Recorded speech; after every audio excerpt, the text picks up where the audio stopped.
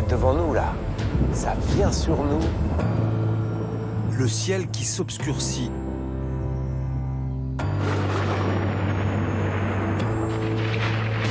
La foudre.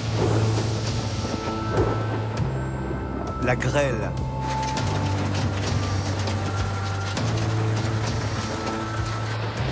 Les pluies torrentielles. À chaque fois, c'est comme si le ciel nous tombait sur la tête. La semaine dernière encore, dans l'Aude, un spectacle d'apocalypse. Avec le réchauffement climatique, ces intempéries seront de plus en plus violentes. Comment les orages naissent-ils au-dessus de nos têtes? Le bruit qu'on entend, ce sont les grêlons qui frappent le sol. Oh oui, oh punaise. Ou les grêlons. Pour le savoir, Jamy se rend là où les colères du ciel sont les plus destructrices, aux États-Unis.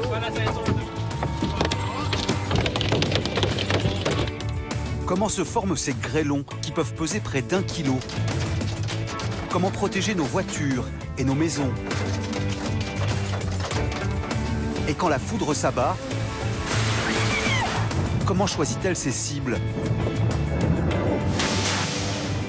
Églantine nous apprendra les bons gestes dans un laboratoire unique en son genre. C'est bon là? Attention. Vous allez m'envoyer une décharge de combien là? 300 000 volts. Et là, on ne voit plus rien. Jamy affrontera des pluies diluviennes. Chez nous, elles peuvent être meurtrières, comme dans l'Aude la semaine dernière, où elles ont fait une quinzaine de victimes. Ou comme à Nîmes, il y a 30 ans. Comment s'en prémunir? L'eau est arrivée jusqu'à la hauteur de ce marqueur. Jusque-là, Sillon? Là, ça veut dire que la place entière, ici, tout est sous l'eau. Ben voilà, tout est sous l'eau. En fait, vous voyez, derrière nous, là, le bar est inondé. À Nîmes, Églantine nous fera découvrir la face cachée d'une ville en guerre contre les crues.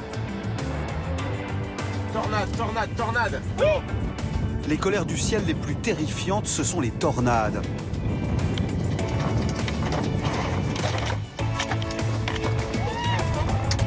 Elles frappent les États-Unis, bien sûr, mais on le sait moins, la France n'est pas à l'abri. Qu'est-ce que c'est que ce pays? Nous sommes bien à Toulouse, ne vous inquiétez pas. En 2008, à Aumont dans le Nord, une tornade a rasé 45 maisons et tué 3 personnes.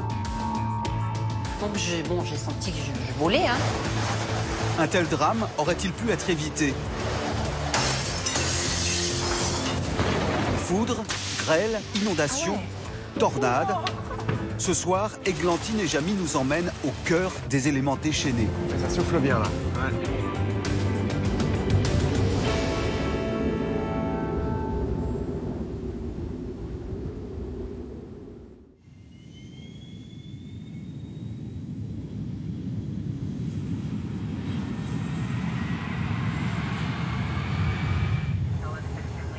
Pour mieux comprendre les orages, j'ai décidé de me rendre là où ils sont les plus spectaculaires et où l'on peut assister au plus près à leur déchaînement. Aux États-Unis, dans la Tornado Alley, l'allée des tornades, une région grande comme l'Europe de l'Ouest. Chaque printemps, les éléments s'y déchaînent. Le résultat d'un conflit entre 3 masses d'air. De l'air chaud et humide qui remonte du golfe du Mexique, de l'air froid qui descend du Canada et de l'air sec en provenance du désert. Cette confrontation, unique au monde, est à l'origine des plus gros orages de la planète. Depuis l'avion, je devine que notre voyage va être mouvementé. Ces masses nuageuses peuvent à tout moment se transformer en orages dévastateurs. Dans ces vastes plaines, on peut rouler des heures sans voir une habitation. Partout, l'horizon est dégagé, un décor idéal pour suivre la formation des orages. Et justement, la météo annonce de grosses perturbations dans le sud du Colorado. Plus ça va, plus ça s'obscurcit. On est à quelle distance là à peu près de... On est à 50 000 de tempête. 50 000, 80 km. Une chose est sûre, par contre, c'est qu'il va y avoir la grosse grêle. Donc on doit se préparer, en tout cas, à la grêle. Oh oui! Le voyage n'est pas sans risque. Jamy s'est entouré de passionnés, des chasseurs d'orage. Ils viennent du Québec, où ils travaillent comme ingénieurs ou graphistes. Chaque année, ils passent ici un mois à observer les forces de la nature. Les images et les informations qu'ils recueillent sont exploitées par les météorologues américains pour mieux anticiper les colères du ciel. Donc on voit bien la répartition des rôles. Caroline qui pilote, Marc le navigateur, et puis Jean-François, vous analysez les données. Oui, c'est cela. Il vous est arrivé de vous faire peur avec de la grêle déjà? Pour la première fois en 13 ans, il y a 2 semaines, j'ai fracassé 2 vitres sur ma voiture dans laquelle j'étais. Il y a seulement 2 semaines, la première fois. Oui, on a toujours été bons. On a toujours bien géré ça de façon à pas endommager notre véhicule. Pour la première fois, on a fait une erreur il y a 2 semaines, et puis on s'est ramassé. Puis j'ai pas eu peur. Sauf que j'essaierai de pas recommencer parce que ça met fin à la chasse. Quand ça arrive, là, il faut aller réparer le véhicule, c'est terminé. Oh, wow! 2 semaines plus tôt, voici ce qui leur est arrivé. Comme un bombardement, des grêlons gros comme des balles de tennis.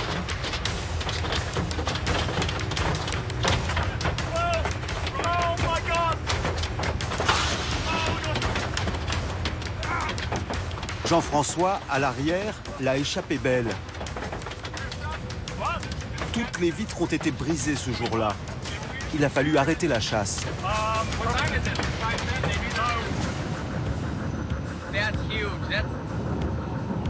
Mais nos chasseurs ont souvent fait de très belles prises, comme ce 24 mai 2016, une double tornade dans le Kansas. La plus grosse mesure plus de 50 mètres de diamètre. Heureusement, elle ne quitte pas le champ et ne provoque que des dégâts matériels.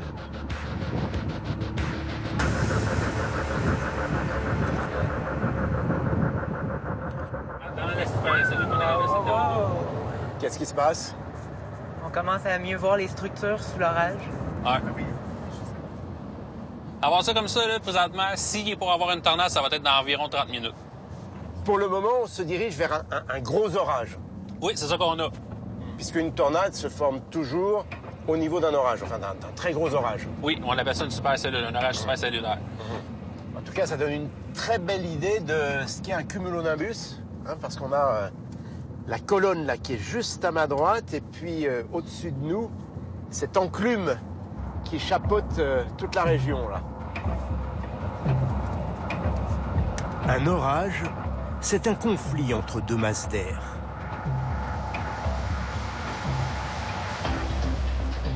L'air chaud au sol, moins dense que l'air froid, s'élève dans l'atmosphère.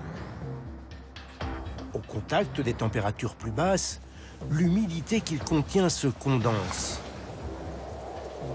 Des petites gouttelettes se forment et finissent par créer des cumulus, ces nuages moutonneux que l'on rencontre par beau temps.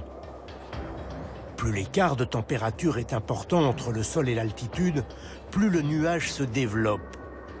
Un monstre se forme. Il s'étire sur 12 à 15 km de hauteur. Arrivé à cette altitude, il s'étale sous la forme d'une enclume caractéristique du cumulonimbus, un nuage d'orage.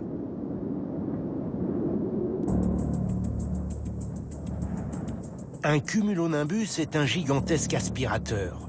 Il peut avaler 700 000 tonnes d'air chaud et humide par seconde et condenser plus d'1 million de litres d'eau qui finiront par tomber. Vu de l'espace, la formation de ces super orages est encore plus impressionnante. On reconnaît ici l'enclume poussée par le vent qui se déplace vers la droite. Et à gauche, un bourrelet. C'est à cet endroit que l'aspiration est la plus puissante et que pourrait se produire une tornade. C'est précisément là que nous nous rendons.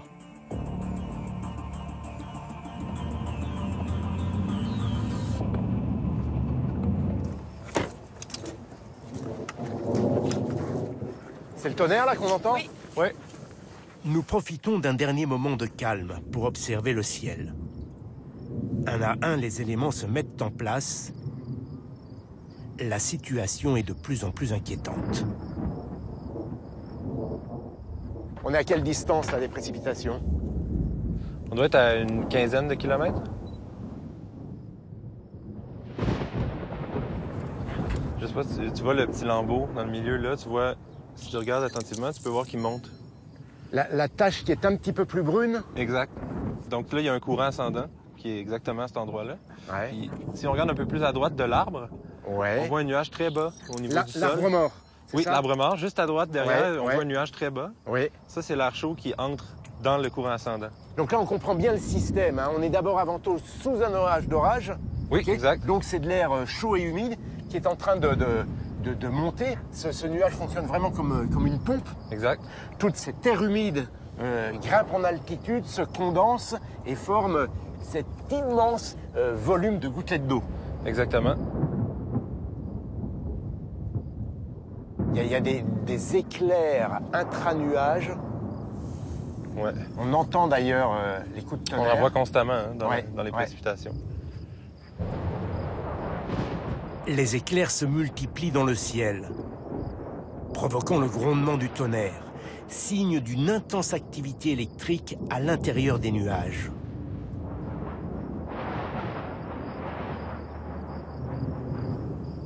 Là, il y a un bruit de tonnerre permanent, là. Oui. Mais le son comme ça, là, on dirait quelqu'un qui secoue une grosse plaque de métal en Oui, mais en continu. permanence, C'est impressionnant. Hein. c'est en continu. Puis quand on voit la coloration qui est comme un peu verdâtre, oui, bleu, complètement. un espèce de petit bleu turquoise, souvent c'est signe qu'il y a beaucoup de cristaux de glace à l'intérieur. Et ce bleu qu'on voit... C'est pas le ciel. Ce bleu qu'on voit, c'est pas le ciel, c'est de la glace. Et se dire qu'on a ces tonnes de glace au-dessus de nos têtes, c'est très impressionnant. Parce que quand on parle... Voilà donc l'origine des éclairs. Au cœur du cumulonimbus, la température descend à moins 20 degrés. L'eau gèle et forme des grains de grésil qui grossissent en prenant de l'altitude. Quand ils deviennent trop lourds, ils tombent. Durant leur chute, ils entrent en collision avec d'autres cristaux de glace qui circulent en sens inverse. Lors de ces chocs, les grains de grésil arrachent aux cristaux des électrons. Le nuage se charge d'électricité. Au sommet, les charges positives, à la base, les charges négatives. Le cumulonimbus se transforme en une gigantesque pile électrique. C'est cette électricité qui est à l'origine des éclairs.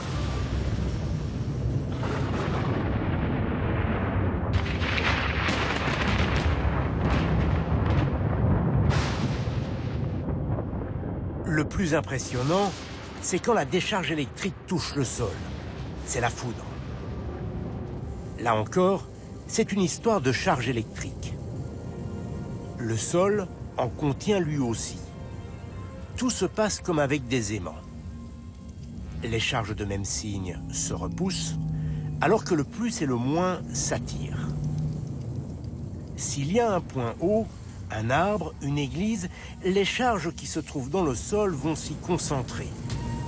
Quand la tension électrique est suffisamment forte, la foudre s'abat, de préférence sur les points hauts. C'est ce que l'on appelle l'effet de pointe.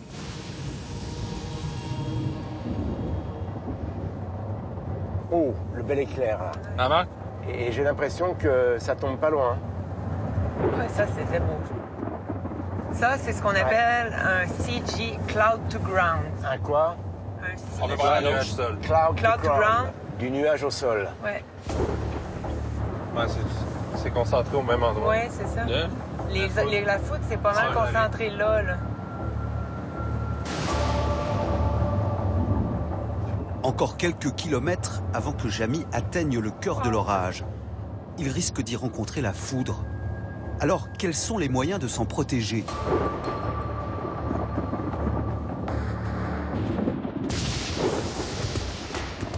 Chez nous, les images de la tour Eiffel foudroyée resteront dans les mémoires. 2018 a été une année exceptionnelle. Pendant le seul mois de mai, 182 000 impacts de foudre ont été recensés. 2 fois plus que d'habitude en cette saison. Le 28 mai 2018 a été une journée record depuis un demi-siècle. Aucune région épargnée, en particulier l'Île-de-France et la Bretagne, d'habitude peu frappées. La foudre, c'est une décharge de plusieurs millions de volts. Et elle peut faire de gros dégâts. Chaque année, elle détruit une centaine de toitures en France et peut provoquer des incendies ravageurs. Les maisons sont menacées, mais aussi les hommes.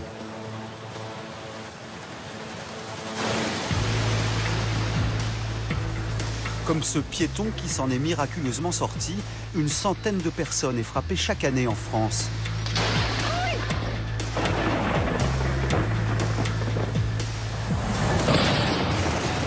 Il y a pourtant des gestes élémentaires pour éviter de se faire foudroyer. Ah oui, c'est impressionnant ça. Au pied des Pyrénées, dans la ville de Pau, Églantine a accès à un laboratoire unique en Europe. On commence à entendre des crépitements au niveau du générateur, la tension monte progressivement. L'essai est concluant. Laurent Pécastin et son équipe de scientifiques sont nos plus grands spécialistes de la foudre qu'ils reproduisent ici pour tester les paratonnerres. C'est l'unique moyen de sécuriser nos maisons. On les retrouve sur la plupart des bâtiments dits à risque. Sur les toits des hôpitaux, des tours de contrôle, des stations-service ou des monuments comme la Tour Eiffel.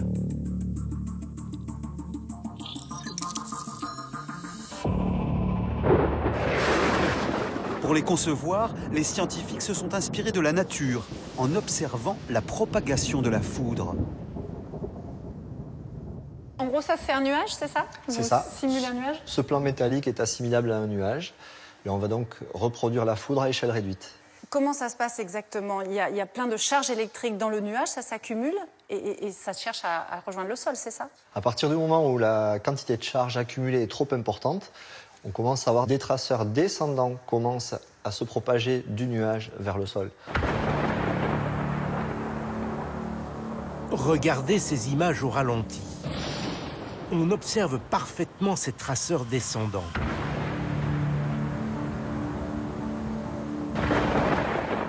Des têtes chercheuses quittent la base du nuage pour se frayer un chemin dans l'air et rejoindre le sol. Quand le chemin est tracé, la foudre s'abat. La fonction du paratonnerre, c'est donc de l'attirer. À partir de ce dispositif-là, on va initier des traceurs ascendants qui vont se propager, eux, du sol vers le nuage. Et l'objectif est de faire en sorte que ces traceurs descendants et ascendants se rejoignent. On va tester? Oui. Pour comprendre comment fonctionne un paratonnerre, nous installons une caméra haute vitesse. Elle filme 60 000 images par seconde. À gauche, le paratonnerre. À droite, à la même hauteur, une simple tige métallique qui simule un clocher d'église.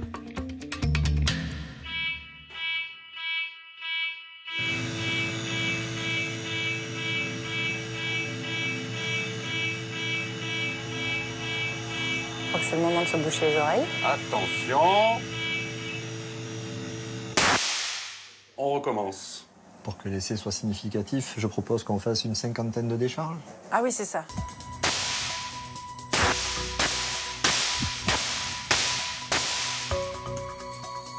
Bon, alors là, sur tous nos essais, ça marche. Sur 50 tirs, 50 fois, la foudre s'est abattue sur le paratonnerre et jamais sur la tige métallique qui figure le clocher de l'église.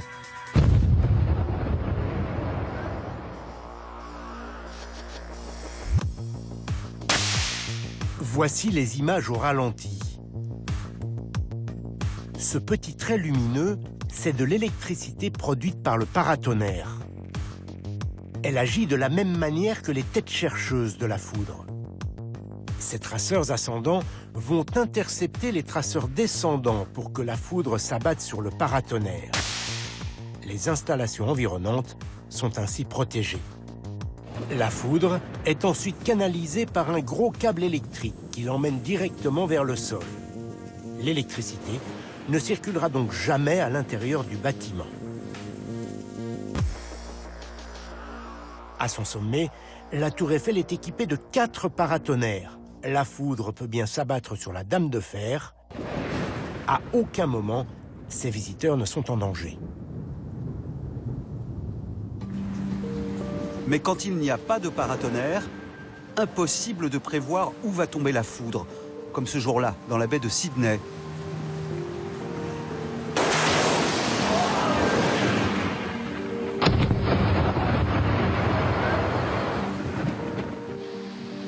Chaque année, elle frappe une centaine de personnes en France.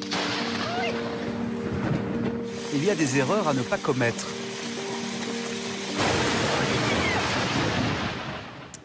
Alors Laurent-Antoine, j'ai pris 4 bonhommes, 4 positions différentes.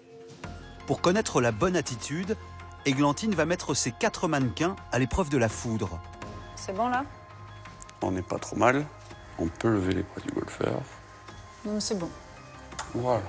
Parfait. Y a-t-il un risque à jouer au golf, à s'abriter sous un parapluie? Vaut-il mieux se tenir debout ou accroupi? On y va. On se met à l'abri, hein? Sur lequel de ces personnages la foudre va-t-elle s'abattre en priorité? Attention.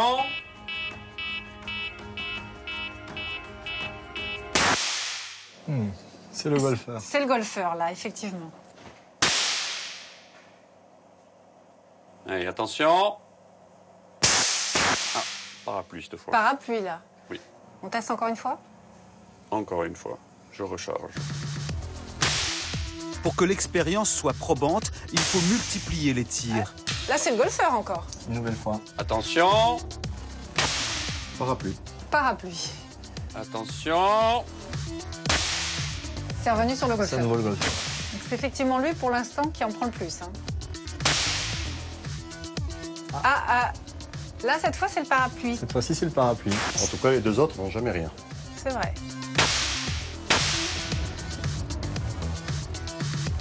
C'est encore le golfeur, là. C'est à nouveau le golfeur.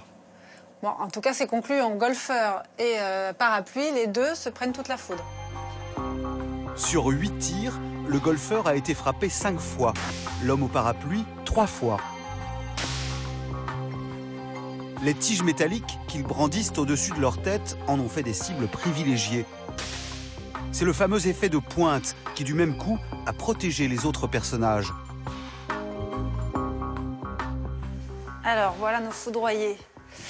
Quand même, il a pris cher, notre mannequin, là. Il a brûlé. Là, il brûle. Quand le courant passe, effectivement, ça carbonise la peinture qu'il y a sur le mannequin. Alors, j'ai choisi un golfeur parce qu'en Grande-Bretagne, un foudroyé sur 5 est un golfeur. C'est toujours à cause de cette pointe. Alors, c'est la pointe, mais c'est également l'endroit où se pratique le golf, qui est souvent sur un espace qui est assez libre, sans protection aux alentours. Donc, c'est lui qui prime. C'est lui qui fait la pointe, qui joue le rôle de pointe. Les lieux dégagés sont donc à éviter, comme les plages. Ici, chaque promeneur constitue un point haut qui peut attirer la foudre. Cette femme a eu beaucoup de chance. Après un arrêt cardiaque, elle a survécu. Souvent, à la plage, quand la météo se gâte, on attend la dernière minute pour partir. Erreur.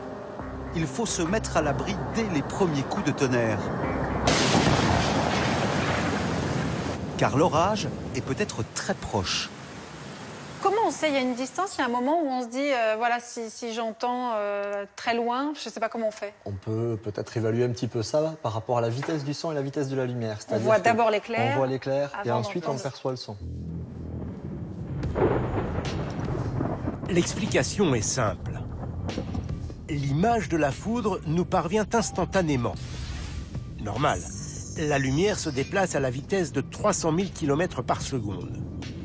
Alors que le son du tonnerre, lui, arrive beaucoup plus lentement à nos oreilles. Il met 3 secondes pour parcourir 1 kilomètre. Il y a un moyen simple d'évaluer le danger. Compter les secondes et diviser par 3. Si on compte 15 secondes entre la foudre et le tonnerre, l'orage se trouve À 5 km, il faut se mettre à l'abri. Donc en cas d'orage ou de foudre, il vaut mieux pas que je sois sous un parapluie, il vaut mieux pas jouer au golf, ça on est d'accord. Et ça, c'est la position qui garantit le plus de sécurité, être accroupi les pieds joints et le plus rassemblé possible. En effet, la foudre peut aussi nous atteindre par le sol. Une fois sur Terre, elle poursuit son chemin. Si nous sommes debout, les pieds écartés et qu'elle nous atteint, elle entre par un pied, traverse notre corps qui est meilleur conducteur que le sol et sort par l'autre pied. Nous sommes électrocutés. En gardant les pieds joints, la foudre circule dans le sol sans nous traverser. Et surtout, ne jamais s'abriter sous un arbre. À Annecy, ce séquoia centenaire a pris la foudre de plein fouet.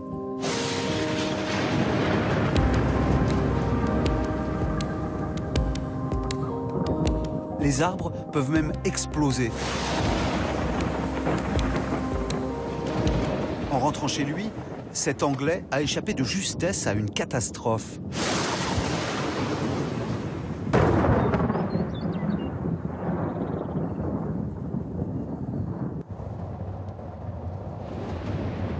Il y a des éclairs énormes là autour de nous. Ouais. Aux États-Unis, la foudre s'abat maintenant de tous côtés autour de Jamie. Et cette fois-ci, nous ne sommes pas dans un laboratoire. L'équipe décide tout de même de suivre l'orage pour l'observer au plus près. Et j'ai l'impression que ça tombe pas loin. Ah, là, elle est en train de reprendre une belle forme. Ouais, j'ai vu. Là, on va rentrer dans la pluie. Hein. On va l'éviter, en fait. On va l'éviter. Là, l'idée, c'est quoi? C'est de le contourner, de... Présentement, là, on est ici. Laisse-moi celui s'en va là. L'orage est parfaitement visible sur les images radars. Nous roulons à son extrémité sud. Un orage géant. Une supercellule que l'on reconnaît à sa forme en V, comme un aigle aux ailes déployées. Une zone est particulièrement dangereuse, en rose sur la carte. C'est la grêle. Il faut à tout prix l'éviter. Le ciel est surprenant parce que d'un côté, c'est bleu, blanc, très éclatant. Et puis, de ce côté-ci, c'est la quasi-obscurité. Exact. Jean-François est inquiet. Les conditions se dégradent très vite. En quelques minutes, le radar montre que de nombreux orages sont en formation dans le secteur et qu'ils s'agglomèrent tous à notre cellule. Un gigantesque complexe orageux de 100 km de large. Nous sommes encerclés. On a l'impression là de foncer droit sur le monstre. Il va falloir qu'on punch, man. Ah ouais? Puncher, ce qui signifie franchir l'orage. Nous devons passer au cœur de la tourmente. Il va falloir qu'on passe à travers du rideau direct qu'il y a là pour aller voir ce que ça a. Donc ça voudrait dire qu'il faut que l'on franchisse rideau de précipitation. Exact. Oula, il y a des éclairs de partout. Ça, c'est pas tombé loin, hein? Ouais. On a entendu le tonnerre immédiatement.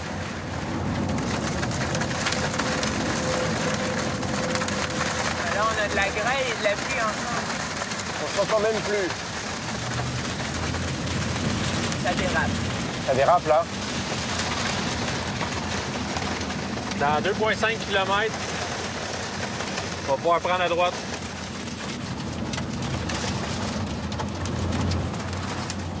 Amis, je te rappelle qu'on est en plein jour. Hein? Et oui, c'est ça qui est étonnant. Mais il y a un tout petit peu plus de 18 heures et normalement la nuit tombe aux alentours de 21 heures. Oh là là! Ouais. Et là, on ne voit plus rien. Mais rien du tout. Oh là là là là. Il y a des gerbes d'eau devant la voiture. On ne voit plus la route. Waouh! Eh, Seigneur, le vent, c'est hallucinant! Ah ouais! Oh la vache! Je fais ce que je peux, là, mais côté vitesse, là, oubliez-moi. Non, non, non, regarde, t'as des vents de côté très intenses. Tu fais de ton mieux, là, that's it. Hey, les vents sont Très épeurants, forts. là. Tu sais que les arbres... Ouais. Il y a des branches ici à terre. Ralentis, là, on voit plus rien, là. C'est quoi ça? Oh, attention, attention, attention, C'est attention. quoi ça?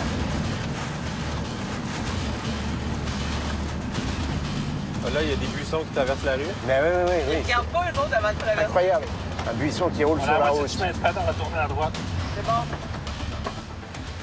Bon, là, je dirais qu'on est pas en bonne position. Non. On n'est pas en bonne position là. Et Ça là, va je plus vois rien. plus rien. Hey, les gars, je vois vraiment plus la route. là. Incroyable. On se dirige avec la ligne blanche au milieu de la route. Les Ouais. pointillés. Et je souhaite qu'il y ait personne en face. Parce On ne que... voit plus rien. C'est pas tout de suite, il va en avoir une à droite avant, là. Oh, on peut pas arrêter. On peut pas s'arrêter. Au zéro. Si on s'arrête, on se ramasse avec de la grêle, puis ça va être dangereux. Il ne faut pas s'arrêter parce que le nuage de grêle est pas loin. juste derrière nous. Oui, c'est ça, là. Il y a comme des tempêtes très fortes partout. Il y a des vents très forts juste à notre ouest. Puis on veut éclairer ça, là. Incroyable. Quelques secondes après avoir tourné, il n'y a plus de bruit. Je n'entends plus la pluie, qui pourtant continue bien de tomber.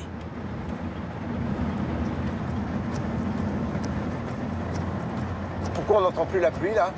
Parce que le vent est à la même vitesse que nous. Et là, en ce moment, je roule à 50 miles. D'accord. Donc, on a un vent de dos en ce moment d'environ 50 miles. OK. Un vent de 50 miles. Ce qui est environ 80 km/h. Ouais, c'est ça. C'est incroyable. Un vent qui souffle à 80 km/h, c'est la force d'une tempête.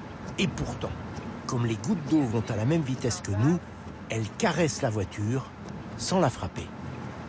Il y a un véhicule en face.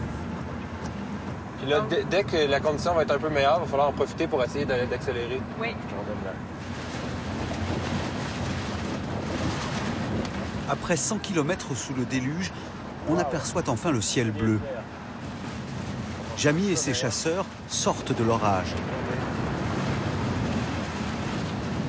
Je ne crois pas avoir vu un orage aussi violent de toute ma vie.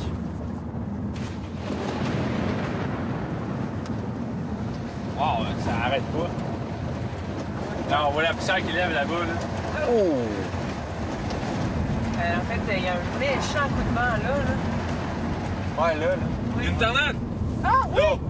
Où ça? Là! Où ça? Tornade, tornade, tornade! Tornade! Wow, wow, il n'y a plus rien. Shit! OK, désolé, mais j'ai pas le choix. Qu'est-ce qui se passe là? On voit plus rien. On dirait un entonnoir avec la poussière en dessous. Wow, wow. Ah!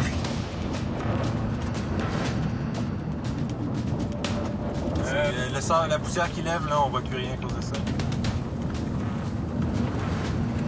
C'est probablement pas une tornade.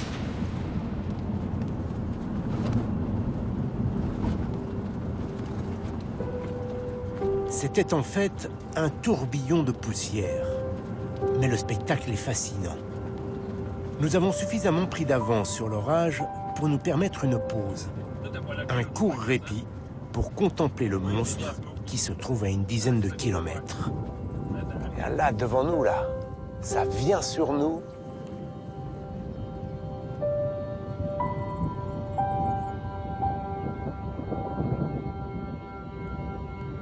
Vous voyez ce qui remonte, là? C'est de la poussière qui lève au contact. Ça, c'est de la poussière qui lève. Oui, c'est donc l'air qui descend du nuage tellement fort que ça fait soulever la poussière. Ça fait comme une déneigeuse. Ça veut dire qu'il y a des vents très, très, très, très forts là-bas. C'est vraiment un vent qui sort de la tempête. Il n'y a pas vraiment de contraste de vent qui sort versus un autre endroit où ça entre dans la tempête. Donc c'est pour ça qu'on ne voit pas beaucoup de rotation en ce moment. On n'a pas de tornade, mais on a un bel orage. Hein?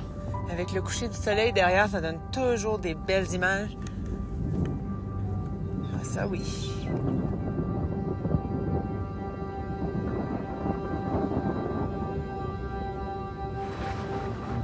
La nuit est tombée. Dans le ciel, un véritable feu d'artifice. Plus d'1 éclair par seconde.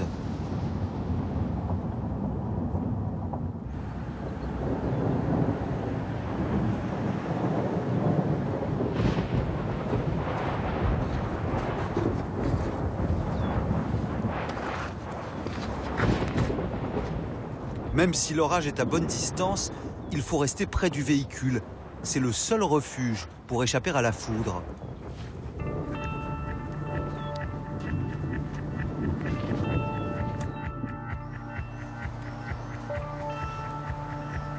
Pour comprendre comment une voiture peut nous protéger, retour à Pau.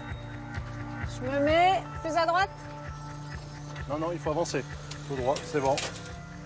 Encore un Avec peu, nos c'est bon, spécialistes, Églantine se prête à une expérience inédite.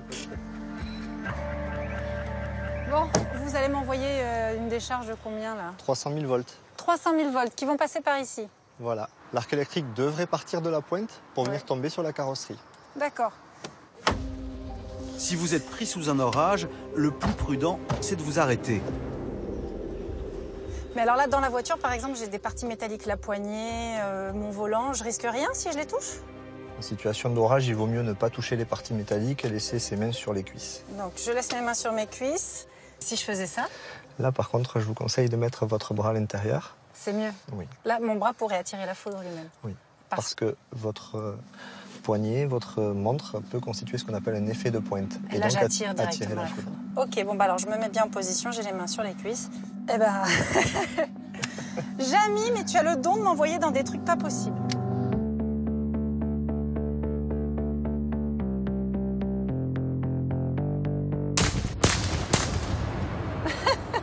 Tout va bien?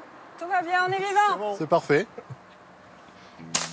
Ah ouais. Une étincelle, un petit craquement, on ne dirait pas comme ça, et pourtant 300 000 volts, c'est comme si la voiture touchait une ligne à haute tension. Vous entendez le bruit? Ça crépite partout dans le sol. Ça veut dire quoi là? La foudre, elle passe sur le véhicule, elle rejoint le sol là. C'est exactement ça. Comme la voiture est métallique, l'électricité passe par la carrosserie pour rejoindre le sol sans jamais pénétrer dans l'habitacle. C'est ce qu'on appelle la cage de Faraday. Ce que je comprends pas, c'est que les pneus, c'est pas conducteur du tout. Tout à fait. Alors, les pneus, effectivement, ne sont pas conducteurs, mais l'intensité de la foudre est telle que l'arc électrique contourne le pneu et va rejoindre le sol. Et je trouve que c'est un beau spectacle.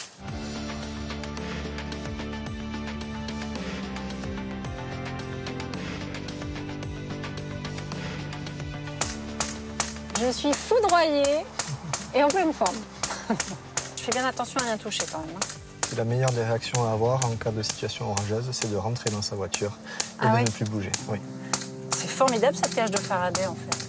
Formidable.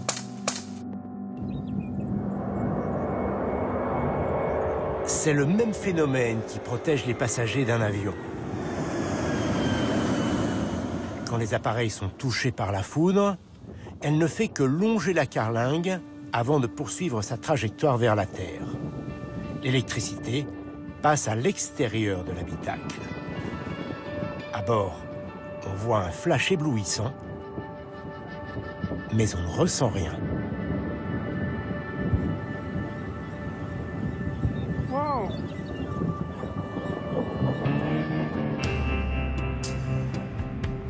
Notre deuxième jour de chasse va mettre nos nerfs à rude épreuve. Les orages prévus en fin de journée doivent éclater quelque part dans le nord Kansas. C'est donc là que nous nous rendons. Mais à ce stade, impossible de savoir précisément où aller, car la tornade peut se former dans un rayon de 200 km.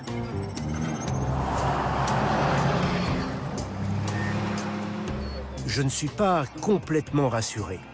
Chasser les tornades est une activité risquée, même pour les plus aguerris. En 2013, dans cette plaine de l'Oklahoma, l'un des plus célèbres chasseurs a perdu la vie avec son fils et un coéquipier. Paul Timothy Samara, Timothy Michael Samara et Carl Richard Young. Oui, ça trouve être 3 Storm Chasers qui ont trouvé la mort ici pendant l'énorme tornade qu'il y avait eu près d'El Reno, qui est juste au nord d'ici. Tim Samaras, c'était un scientifique. Il a trouvé la mort ici avec son fils et un de ses collègues. Exact. Il connaissait pourtant bien ce phénomène. En fait, c'était probablement les meilleurs. C'était probablement les meilleurs dans le domaine. Tim Samaras, une légende dans le milieu. Ce météorologue a fait progresser la science. Grâce à ses travaux, nous en savons beaucoup plus sur la formation des tornades. Il a inventé ces cônes indestructibles bardés de capteurs qui permettent de mesurer la force des éléments.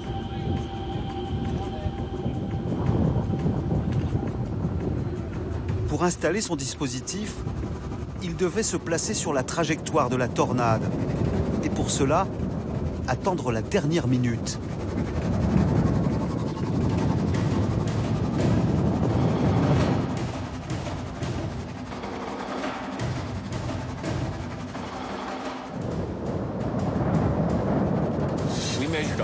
On a mesuré une aspiration de 100 millibars dans cette tornade.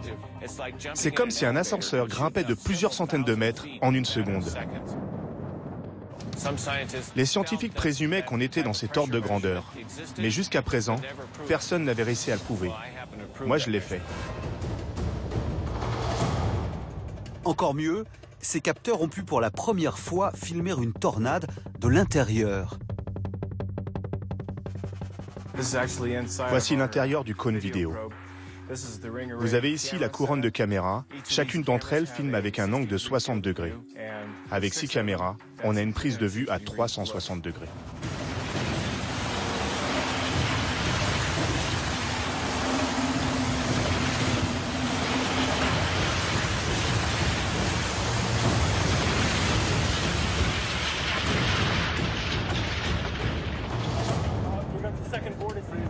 Mais ce 31 mai 2013, non loin d'El Reno, dans l'Oklahoma, la tornade qu'il étudie est la plus large de l'histoire.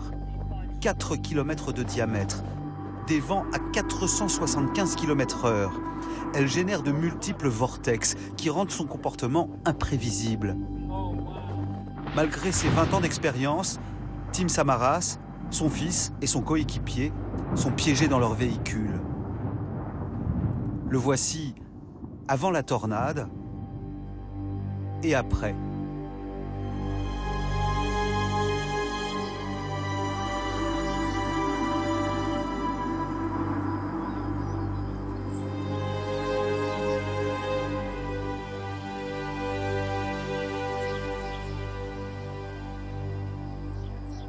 Ça montre que malgré les cartes, tous les outils que l'on a aujourd'hui, ça reste une activité dangereuse.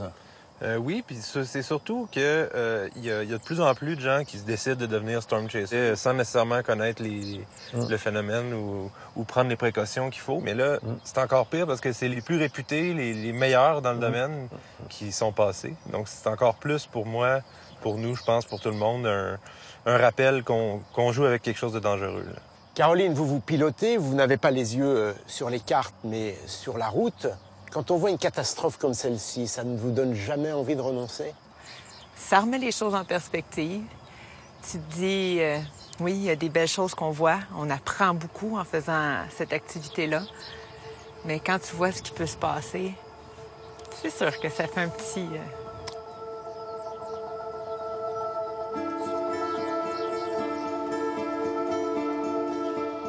Le danger concerne avant tout ceux qui vivent ici. Le 22 mai 2011, la ville de Joplin, dans le Missouri, est littéralement rasée par la tornade du siècle. 158 morts. 17 millions de personnes habitent dans la Tornado Alley, où l'on compte en moyenne 1000 tornades et 80 morts par an. Comment vivre avec ce risque permanent ?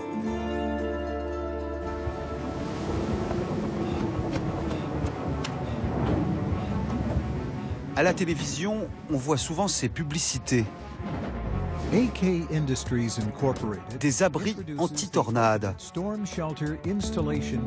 Le plus souvent enfouis dans le jardin, ils permettent de sauver la vie d'une famille pendant les quelques minutes que dure une tornade. Ces petites cellules de survie coûtent entre 2 000 et 6 000 euros. La famille Crissel en a fait construire une dans le sous-sol de sa maison. elles s'y réfugient à chaque fois qu'il y a une alerte. Voilà, ça c'est notre abri.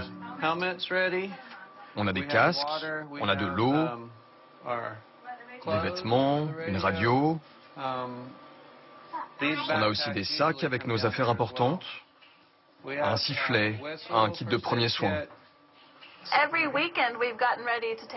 Les 3 ou 4 dernières semaines, on a dû se mettre à l'abri presque chaque week-end. La première fois, les filles ont fait leurs affaires. Elles en ont pris un maximum, parce que dans leur esprit, il n'y aurait plus rien quand on ressortirait.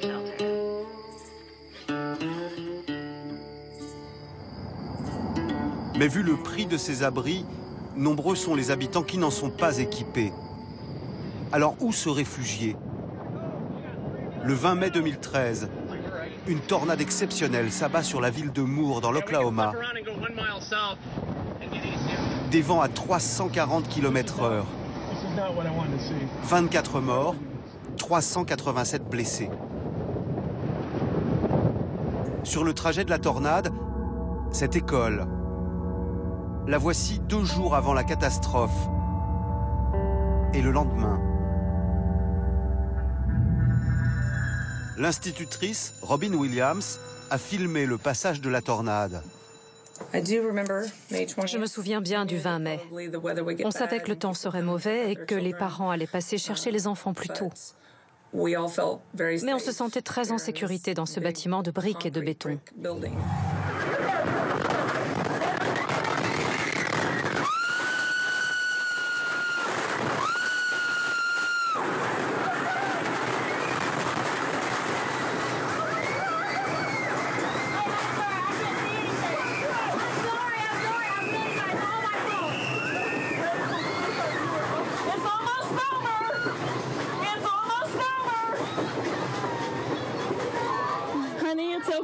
It's almost over.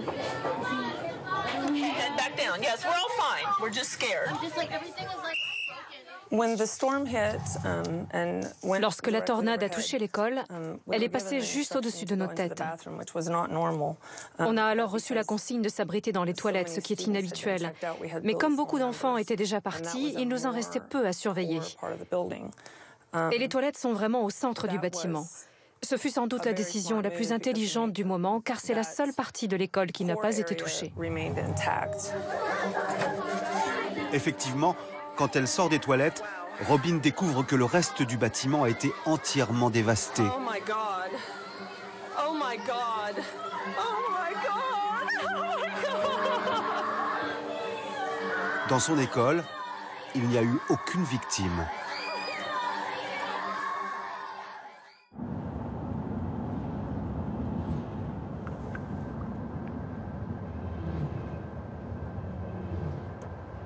Oh, ça commence à blipper au nord de Scott City. C'est bon signe? Très bon signe. 16 heures, top départ. Toutes les conditions sont réunies. Humidité et température élevée.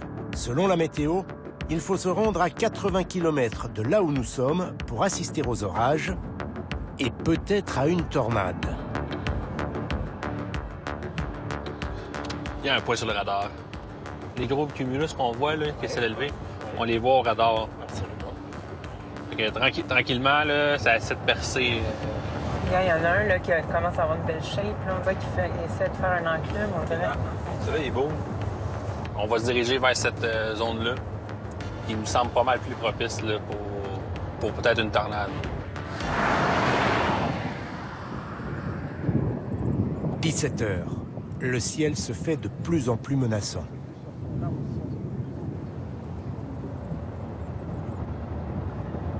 Si vraiment on assiste au déclenchement d'une tornade et qu'on est arrêté, quelles sont les consignes de sécurité? Suivre nos directives. Oui. À la lettre. Qu'est-ce qui risque plus d'arriver, c'est qu'on va être proche de la grêle ou ce genre de truc-là. On se mettra pas en position dangereuse pour la tornade. C'est comme un train sur une voie ferrée. Oui. Si on n'est pas sur la voie, on est correct. Par contre, ça se pourrait qu'il commence à tomber des vaudrelons, on va vous demander de rentrer dans les véhicules. D'accord. Ce genre de choses.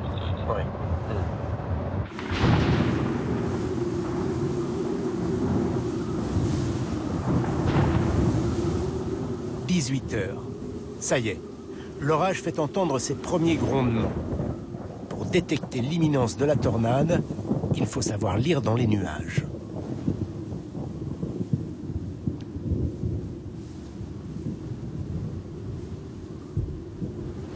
Là, Jamie, on a une base qui est plutôt linéaire.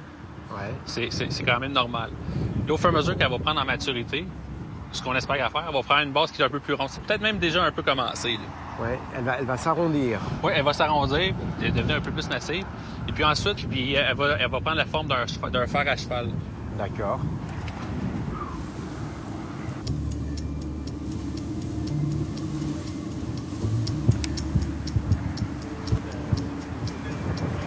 En accélérant les images filmées par Caroline, on constate que l'orage commence à tourner sur lui-même. Il se transforme en supercellule. C'est à cause d'une différence de vitesse entre les vents qui soufflent en altitude et ceux qui soufflent près du sol. On appelle ça un cisaillement. Un rouleau horizontal se forme. Quand il rencontre le courant ascendant, le rouleau se redresse et forme ce tourbillon vertical qu'on appelle le mésocyclone. C'est à sa base, entre les courants d'air chaud qui montent et l'air froid qui descend, que la rotation est maximale. Le tourbillon s'étire alors et la tornade touche le sol.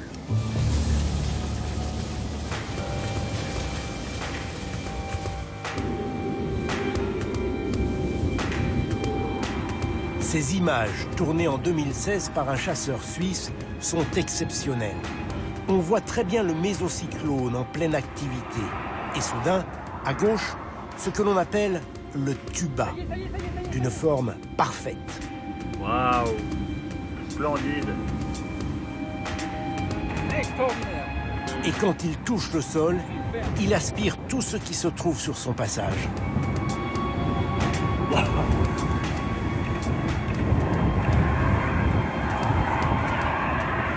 Magnifique! Elle arrive sur nous, non? Mais non, c'est bon.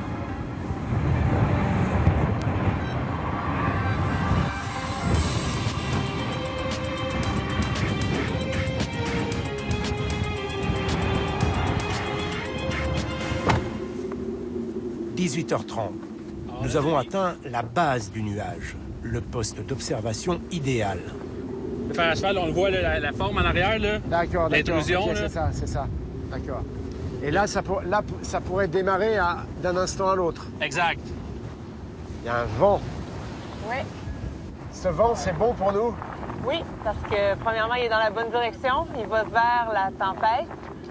Puis c'est un vent qui est plus chaud et humide que ce qu'on avait de l'autre côté tout à l'heure. Tout s'envole. Oui, c'est ça. C'est un vent qui est chargé d'air humide. Oui. Et qui vient alimenter la tornade. Exactement. Et toute la bande là qu'il y a sur le côté, qu'est-ce que c'est? On a de la grêle. On a de la grêle? C'est l'inverse de la grêle, là, qui est les grêlons qui frappent le sol tout ensemble, c'est un gros. Le bruit qu'on entend, ce sont les grêlons qui frappent le sol. Exactement. C'est complètement fou.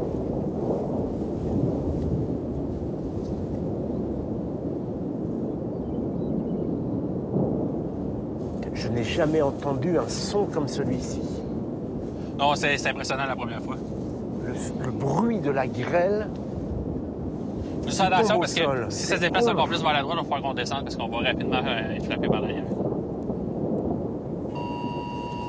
Qu'est-ce que c'est, ça?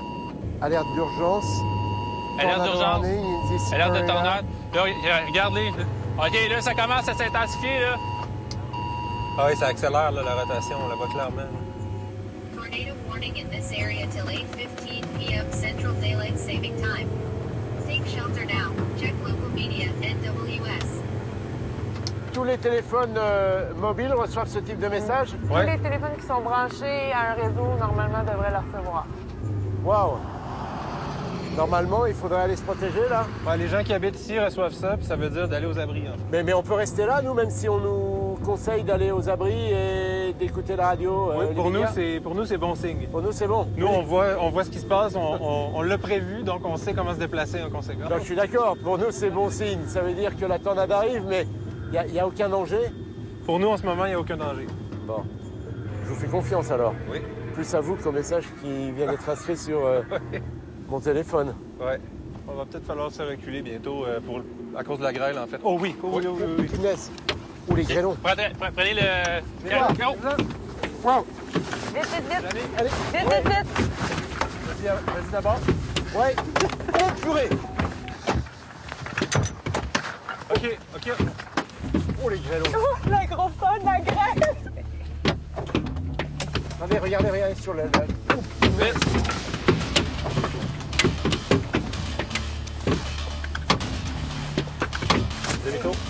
Vite, Caro. Ben oui, je veux bien, mais... Laisse faire les lunettes. Laisse faire la ceinture, là. Les grêlons. On va retourner à droite. À droite.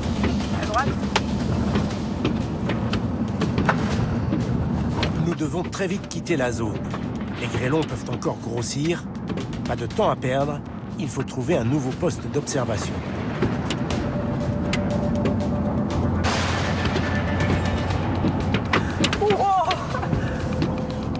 Là, il y a un impact là, sur la voiture. Une rue ici, je continue droit, à gauche. À droite. Ouais, je pense qu'on va aller à droite encore.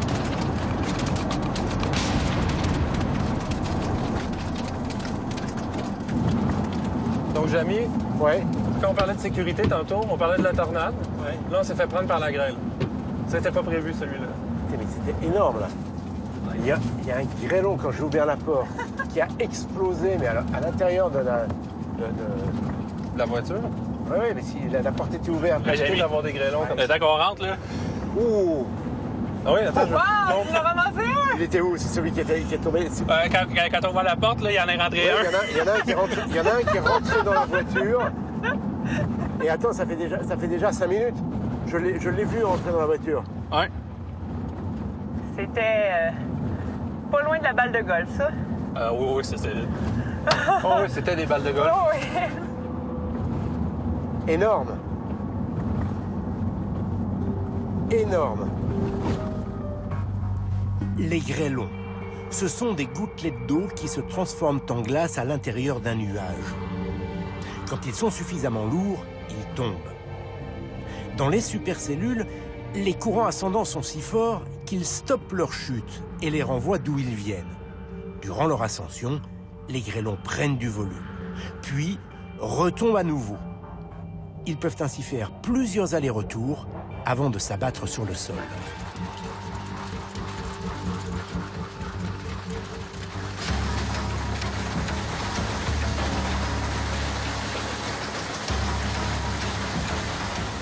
En France aussi, les averses de grêle peuvent être très violentes. Comme ici, en 2014, sur la commune de Septeuil, dans les Yvelines.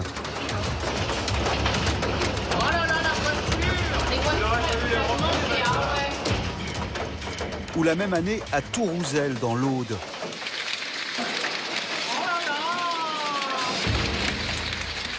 Elles peuvent causer des dégâts considérables, en particulier sur les maisons. Des volets criblés de trous comme des impacts de gros calibre. Des toitures dont les tuiles volent en éclats. Sans parler des verrières. Au Canada, celle-ci a été entièrement détruite par une tempête de grêle. Le bombardement n'a duré qu'1 minute 45.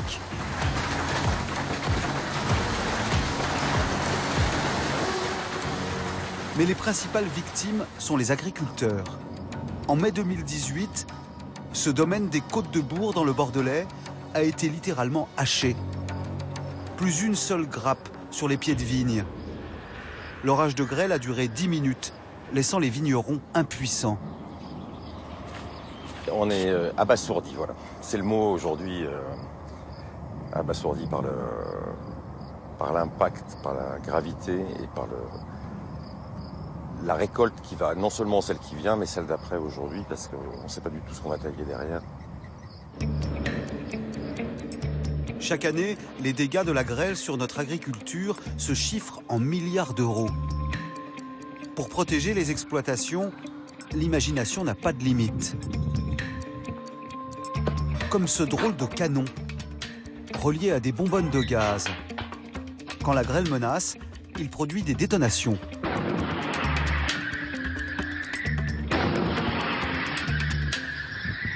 Leurs vibrations doivent déstabiliser les nuages et donc la formation de grêle.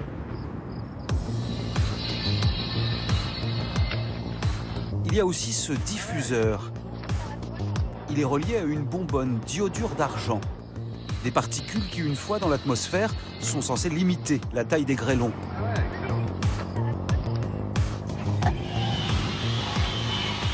Ou encore ces petites bombes fixées à la base d'un ballon.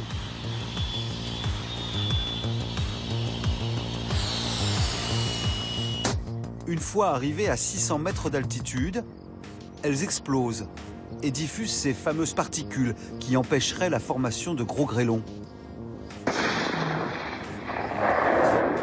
Mais l'efficacité de ces dispositifs n'a pas été démontrée scientifiquement et on ne connaît pas précisément leur effet sur notre santé. Pour l'instant, voici le seul moyen qui a fait ses preuves. Ces immenses filets, déjà beaucoup utilisés dans les vergers et qu'on expérimente actuellement sur le vignoble. Comme ici, à Volnay, en Bourgogne. Quand il y a une alerte météo, on va écarter ces filets, comme ça. Et en fait, si la grêle tombe, les grêlons vont tomber sur le filet et vont épargner les rameaux, les raisins et les feuilles et permettre d'éviter une catastrophe. Un système de protection qui a un coût, près de 20 000 € par hectare de vignoble. Et il y a des grêlons contre lesquels on ne peut rien. Voici le plus gros qu'on ait jamais récupéré, en 2003, aux États-Unis. Il faisait 8 pouces, soit près de 20 cm de diamètre, l'équivalent d'une balle de bowling. Il pesait près d'1 kilogramme. Heureusement, il n'a pas fait de victime, il était tombé dans le jardin d'une maison. Ah oui? L'ami? Ouais? On a un entonnoir, là. Où ça? Cette fois, nous sommes tout près du but. Une tornade est en train de se former au-dessus de nos têtes. Regarde, ça recommence. Là. Ah oui, la petite pointe, absolument, là? la petite pointe. Ouais. Tout à fait. Regarde, ça se forme là. Ouais. Et ça descend un peu plus encore. Non, ça c'est un scotch, je pense. Donc on voit qu'il y a vraiment un mouvement vers le haut là, qui est intense. Complètement.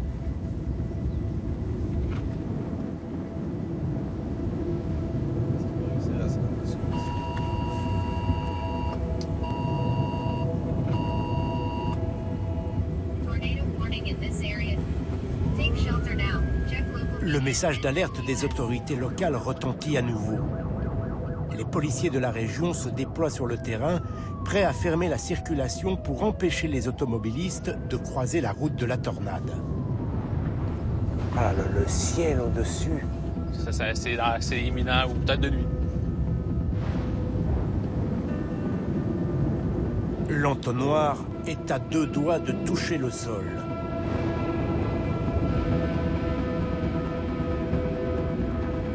Mais le rideau de pluie qui s'abat sur sa gauche vient refroidir et étouffer le courant ascendant. La tornade n'est plus alimentée, elle ne se formera pas ce soir. Mais pas question de rester ici, un nouveau danger menace. Et là, notre cellule est encore isolée, mais on voit qu'il y a plein d'orages tout autour. Ouais. Il y a de la grêle de grosseur de baseball. Des balles de baseball? Ouais. Là-dedans, qui ont été rapportées. Ouais.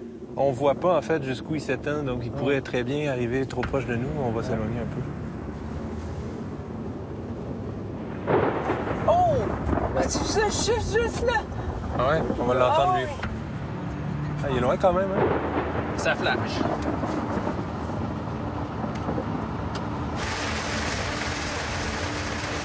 Comme la veille, des pluies diluviennes sont en train de s'abattre sur la région. Mais cette fois, la route inondée devient impraticable. nous n'avons pas le choix. Il faut nous mettre à l'abri au plus vite et attendre.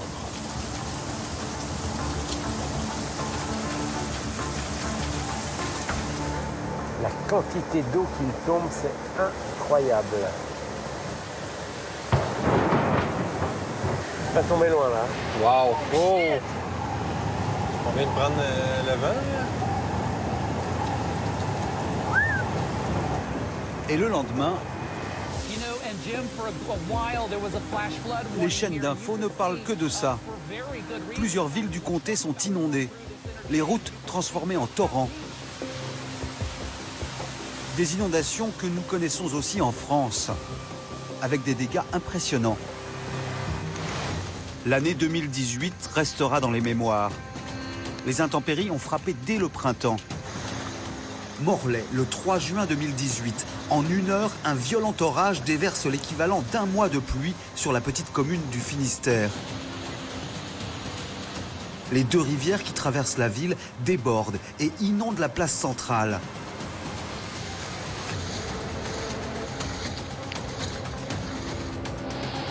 Une semaine plus tard, le 11 juin, c'est le village de Vernoux-sur-Brenne, en Indre-et-Loire, qui est submergé. La rue Neuve, une rivière. La rue des Hauts-Clos. En bas de la rue, il y a une cuve et une voiture inondée. En ces mois de mai et juin 2018, aucune région n'est épargnée. Plusieurs stations de métro sont inondées à Paris. Ah, c'est intéressant, là. Incroyable. La nationale 118, toute proche, se transforme en fleuve. Faut que j'aille me baigner, qu'on prenne une photo. Les inondations touchent aussi le Calvados, la région centre. À chaque fois, la même histoire. Un orage violent et des trompes d'eau qui se déversent en quelques minutes en ville et sur les routes. Jamais on n'avait vu des inondations de cette ampleur dès le printemps. Et celles qui touchent chaque automne le sud de la France sont de plus en plus violentes. Avec plus de 100 000 cours d'eau, notre pays est particulièrement vulnérable aux crues. En particulier le sud, où les villes sont entourées de massifs montagneux et de multiples cours d'eau qui, avec les pluies d'orage, se transforment en torrents meurtriers. Avec le dérèglement climatique, la Méditerranée se réchauffe. L'eau s'évapore en plus grande quantité et alimente des pluies d'orage de plus en plus intenses.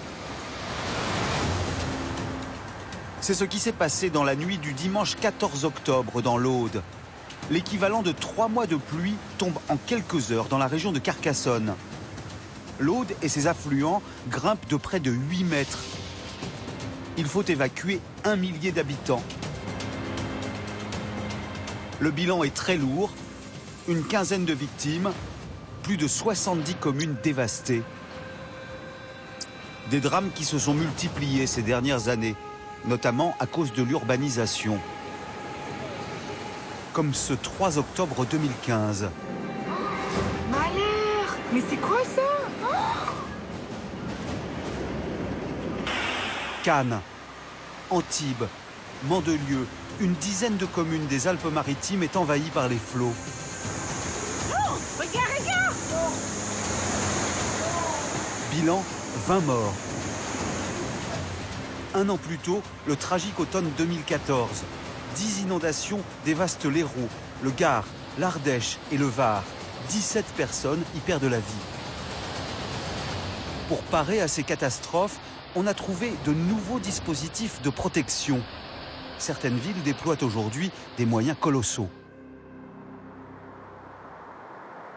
La première à avoir réagi, c'est Nîmes.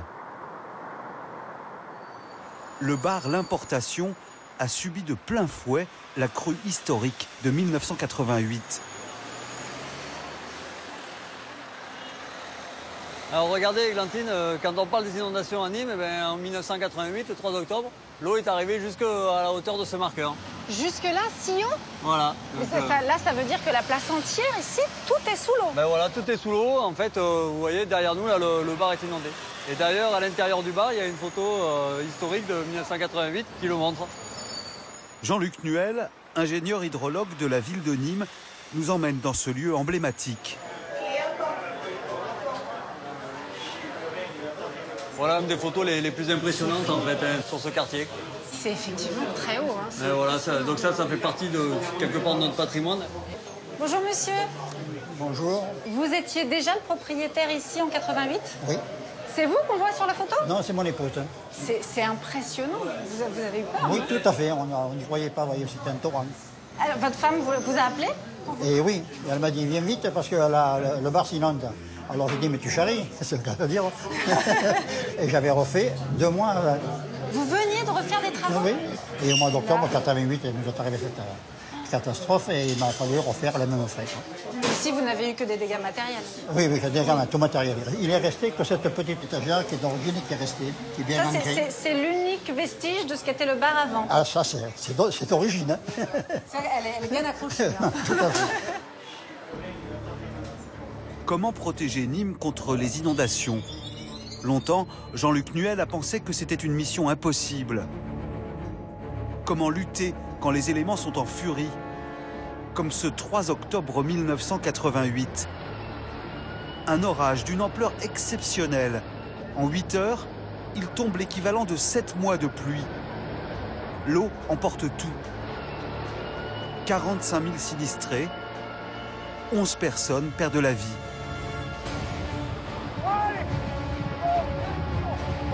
Non, j'ai rien dans la voiture. On est parfaitement. Doucement, doucement.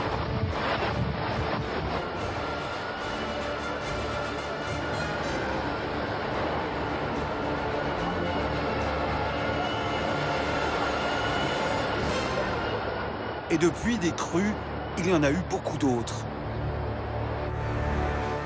C'est d'autant plus étonnant que Nîmes n'est traversée que par de minuscules cours d'eau, la plupart du temps à sec. On les appelle des cadreaux. Alors pourquoi de telles catastrophes? Pour comprendre, il faut se rendre à quelques kilomètres sur les hauteurs de la ville. Alors là, Églantine, on est au fond d'un cadreau, un petit vallon à sec qui domine la ville de Nîmes. Ce sont ces petits lits de rivière qui sont responsables des inondations de Nîmes. 99% du temps, il n'y a pas d'eau dedans. Et malgré tout, en particulier à l'automne, il y a un risque majeur de crues torrentielles associé à ces petits vallons. Il y en a combien comme ça autour de Nîmes exactement? Alors autour de Nîmes, il y a 6 cadreaux qui menacent la ville, donc 2 qui convergent vers le centre-ville, les 2 plus importants et menaçants.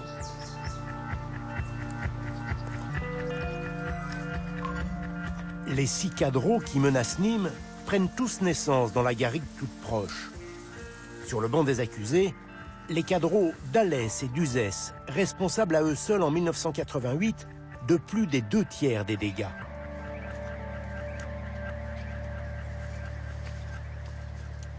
On est en fait sur un plateau calcaire qui va se remplir d'eau lors du début de la pluie. Et puis une fois qu'il est saturé, tout le reste ruisselle et vient directement inonder la ville. On a des temps de réaction de ce cours d'eau de l'ordre du quart d'heure à la demi-heure. En un quart d'heure, ça se remplit et ça inonde la ville? Voilà, donc c'est cette rapidité-là qui est la plus problématique, sachant qu'ils sont juste aux portes de Nîmes, on est à tout juste 3 km de la ville.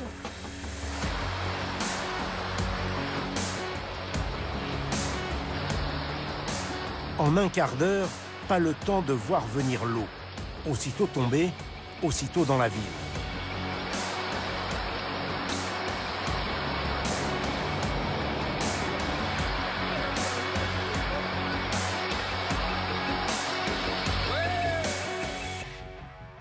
Pour ralentir ce déferlement, Jean-Luc a employé les grands moyens.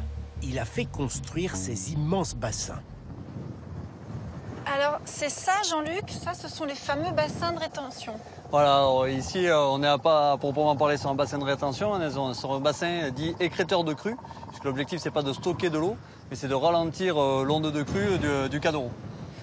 Alors, ça fonctionne comment, en fait? Quand le Cadorreau se remplit, il vient se déverser ici, dans ce bassin. Tant que le débit du Cadorreau est inférieur à la capacité de débit du Pertuis, le Cadorreau traverse et continue sa route vers la ville. Ah oui, ce que vous appelez le Pertuis, c'est le canal, là, le tuyau qui passe en dessous. Voilà, c'est le long tuyau sous la digue. Et puis, quand on a une crue et que le débit devient plus important, on a le plan d'eau qui se crée. Et donc, on a toute cette cuvette qui se remplit d'eau. Tout ça est rempli. On a une capacité de 100 000 mètres cubes de stockage. 100 000 mètres cubes, c'est quoi? C'est l'équivalent d'une trentaine de piscines olympiques? C'est ça, on est à peu près dans cette importance-là de volume. On gagne ce temps supplémentaire, en particulier pour acheminer des secours avant l'inondation majeure de permet de sauver des vies. Ouais. Ces bassins, il y en a 18 autour de la ville. Ils permettent de retarder l'écoulement des eaux. En cas de très forte précipitation, l'eau finira toujours par passer, mais ce dispositif laisse le temps aux secours de s'organiser. Comme le 6 septembre 2005, la crue a été retardée d'une demi-heure. Un temps suffisant pour barrer les accès aux zones dangereuses et surtout pour alerter les habitants. 4500 élèves ont ainsi pu être mis en sécurité dans leurs écoles. Nous avons dormi dans des couvertures par terre avec les élèves et voilà, je crois que ça s'est passé au mieux. On a essayé d'empêcher l'affolement des élèves et je crois que c'était très important. Cette inondation n'a provoqué aucune perte humaine, mais la ville a encore subi d'importants dégâts.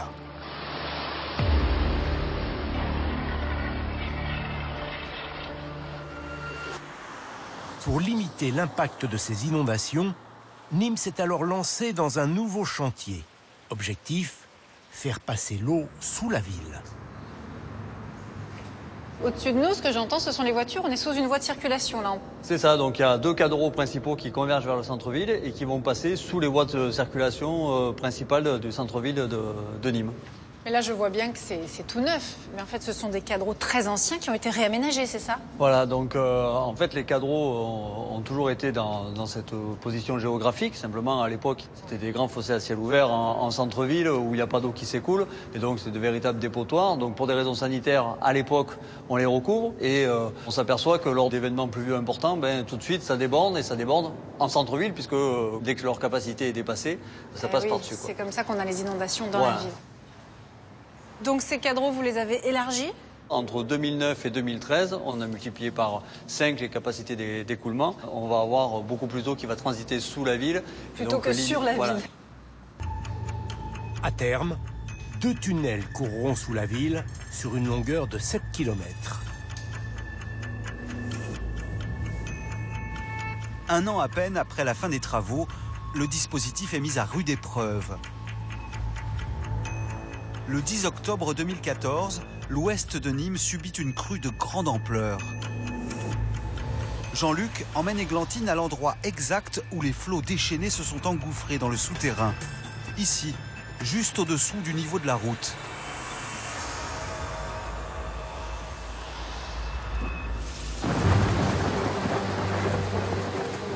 Cette crue du 10 octobre 2014, c'est le baptême du feu pour ces nouvelles protections. Un premier orage s'abat à 4 h du matin. Les bassins en amont ont débordé, l'eau qui déferle depuis la route emporte voitures et préfabriqués de chantier avant de se jeter dans le tunnel. « 8 h du matin, les flots sont passés, le système a fonctionné, mais un second orage menace, beaucoup plus violent celui-là. Les services municipaux retirent à temps les voitures et les préfabriqués avant qu'une nouvelle onde de crue n'arrive.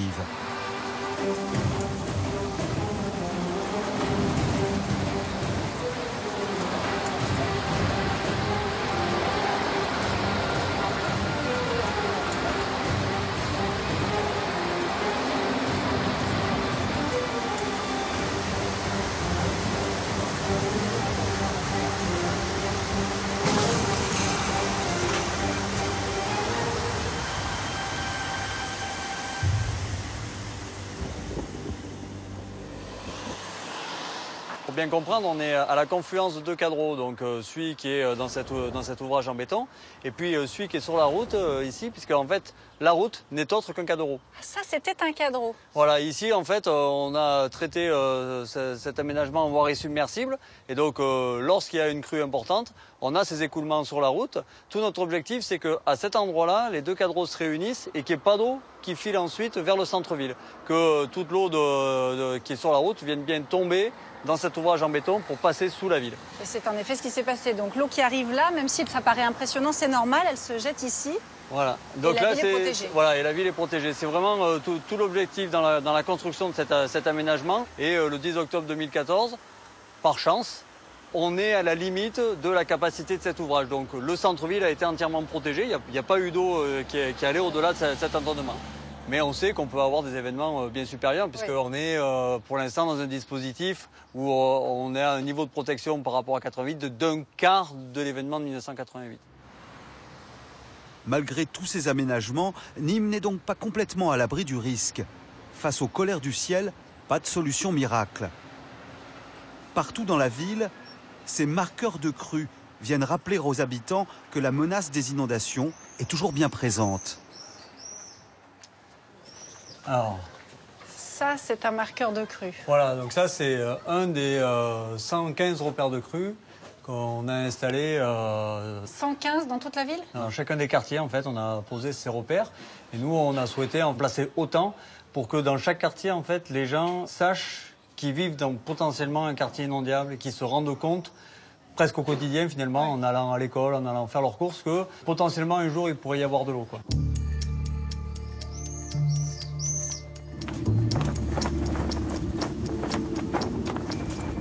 Dans le Kansas, nous attaquons notre 3e jour de chasse.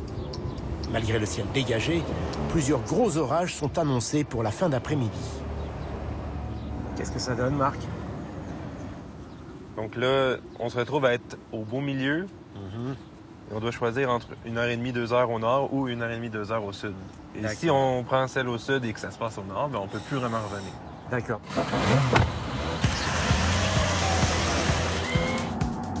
Il est 10 heures. Marc a opté pour le nord. A-t-il fait le bon choix? Nous partons nous positionner au plus près de l'orage, dans l'espoir qu'il se transforme en supercellule et donne naissance à une tornade. Comme à chaque fois, c'est dans une station-service que nos amis québécois ont décidé de faire le guet, pour être sûr de partir chasser avec le réservoir plein. Marc a eu le nez creux, un signe qui ne trompe pas. Beaucoup d'autres chasseurs ont choisi, comme nous, de se mettre à l'affût ici. Et souvent, les carrosseries de leur voiture portent les stigmates des chasses précédentes.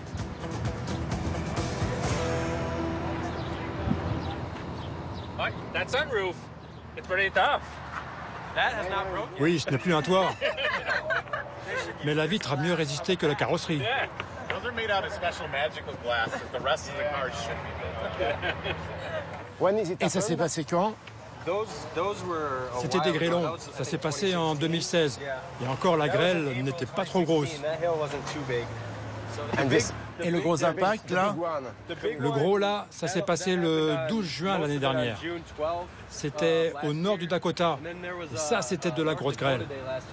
La plupart des dégâts datent de l'année dernière. Aux États-Unis, la grêle cause chaque année $1 milliard de dégâts, rien que sur les voitures. Face à ce fléau, les Américains ont inventé un système d'airbag extérieur. Quand la météo annonce de l'orage, on bâche la voiture. Et si la grêle arrive, il suffit de l'activer à distance. Mieux vaut ne pas avoir fait un créneau trop serré. Dans leur publicité, les constructeurs utilisent des glaçons pour mettre leur système à l'épreuve. Encore plus fort, des melons de 3 kilos.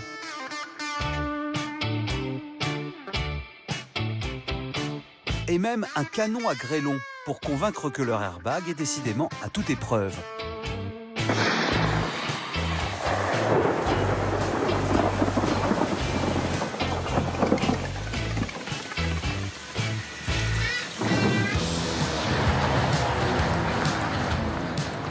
Pour affronter les éléments, certains emploient les grands moyens. Ces deux 4x4, ultra sécurisés, appartiennent à l'une des stars de la discipline.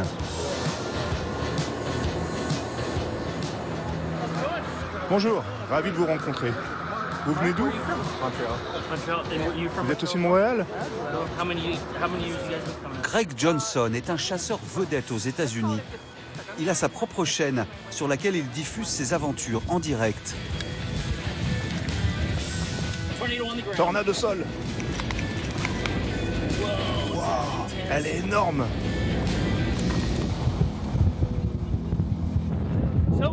Devant nous, on a une tornade qui menace la petite ville de Pilger, là-bas, au Nebraska. Regardez, elle est vraiment énorme cette tornade. Elle se dirige droit vers la ville. Wow, une deuxième là-bas.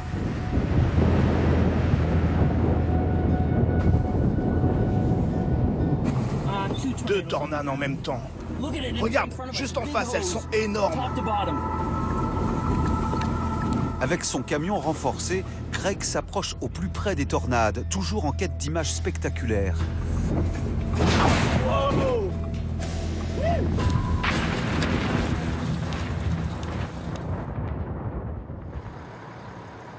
Il est énorme ce véhicule.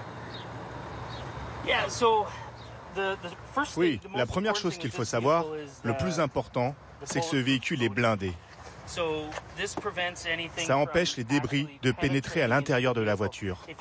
Et si vous regardez là, qu'est-ce que c'est? c'est un impact. C'est un impact de calibre 22 et ça n'a pas traversé. C'est un impact de balle? Oui. Pour tester, to taste it? Oui, on l'a testé comme ça. Les tornades les plus violentes produisent des vents supérieurs à 300 km/h. On se rapproche, Ricky, on se rapproche. À ces vitesses-là, une simple paille se transforme en projectile, capable de percer un pneu. Ralentis, ça va, on est assez proche ici. Regardez ces débris. Il faut se tirer de là, Ricky. Reviens, Chris. Oh my God.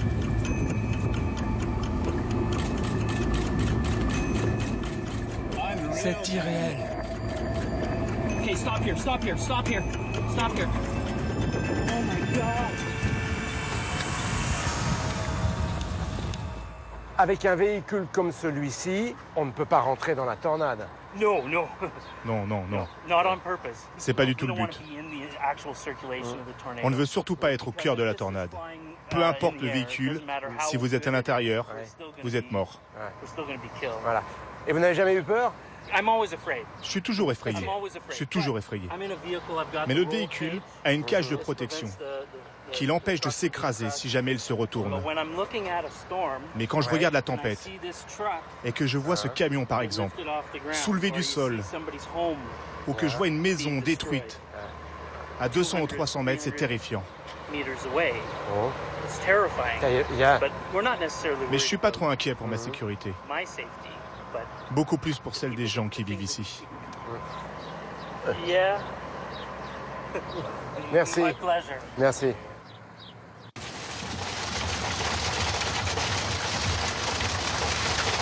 Alors, il y a de la graine un peu d'accumulée sur les côtés. Là. Il y a des grêlons sur le bas-côté. On se croirait à Paris au mois de mai. 16 heures. Le temps est devenu très instable. Nous essuyons de fortes averses de grêle entrecoupées d'éclaircies. Et puis soudain, une supercellule. Et regarde là-bas, là.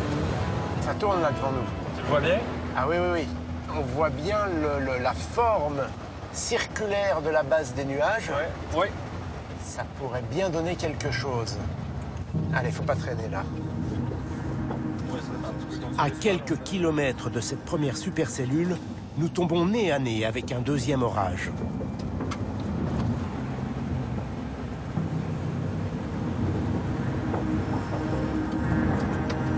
Là, en fait, on observe deux cellules qui sont très proches l'une de l'autre.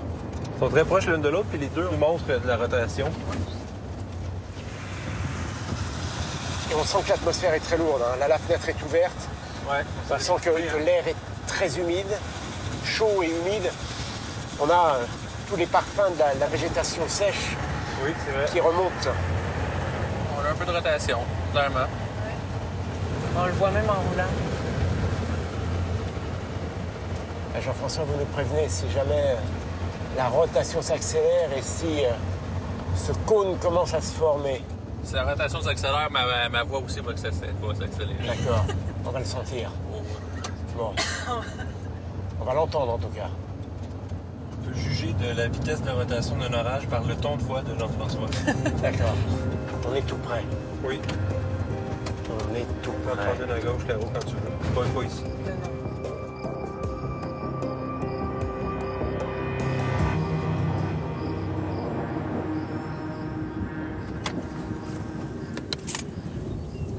Depuis le début de notre périple, jamais je n'avais vu un ciel aussi chargé et menaçant. Alors là, on a une très très belle cellule. Hein. On a vraiment une base bien définie, avec les précipitations qui sont à côté de la base. Ça vient vers nous?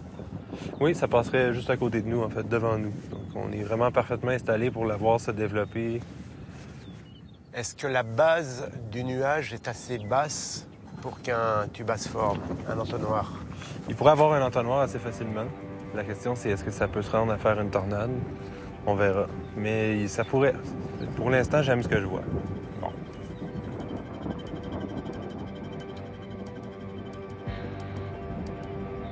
En accélérant les images, on voit la supercellule prendre forme.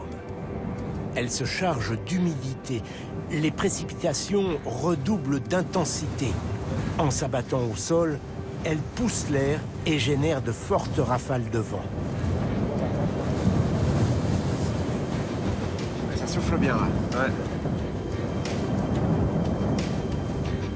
Ces rafales qui descendent de l'orage sont particulièrement violentes.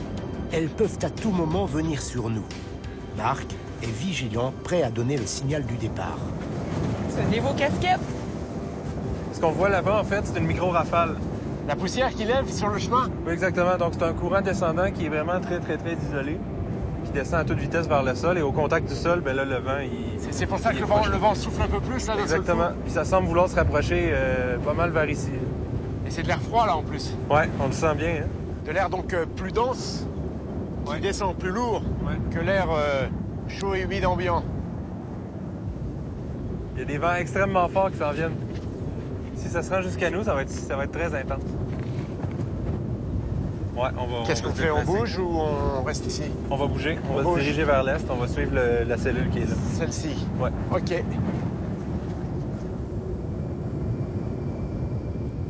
Ces courants d'air s'abattent sur le sol avec une puissance comparable à celle d'une tornade.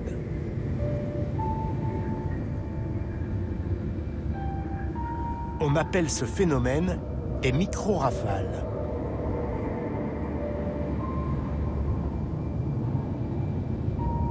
Elles se produisent aussi parfois chez nous, en Europe, comme ici, en Autriche. En quelques secondes, un déluge d'eau et une énorme masse d'air s'abat sur le lac, comme si une trappe s'était ouverte sous le nuage.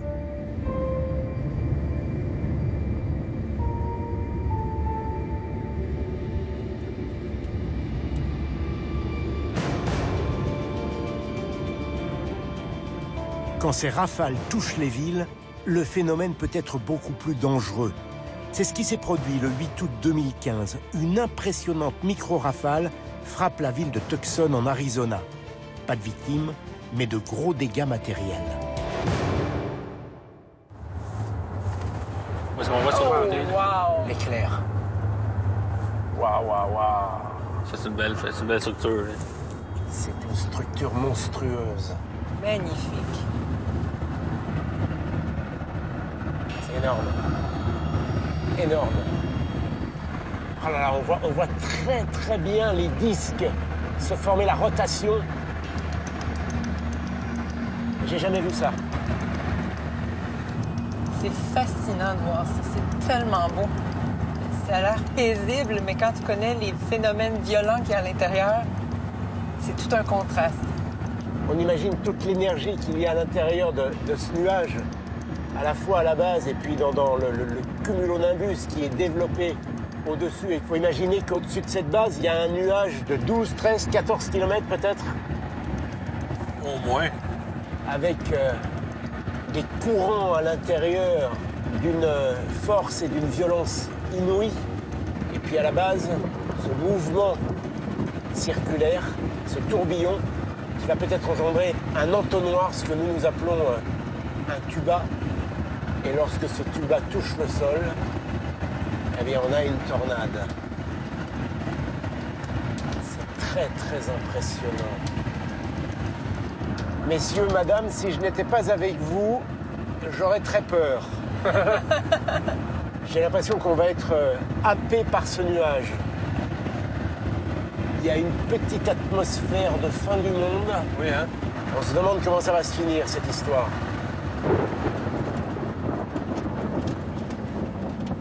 Ouais, bon, ça va être excellent.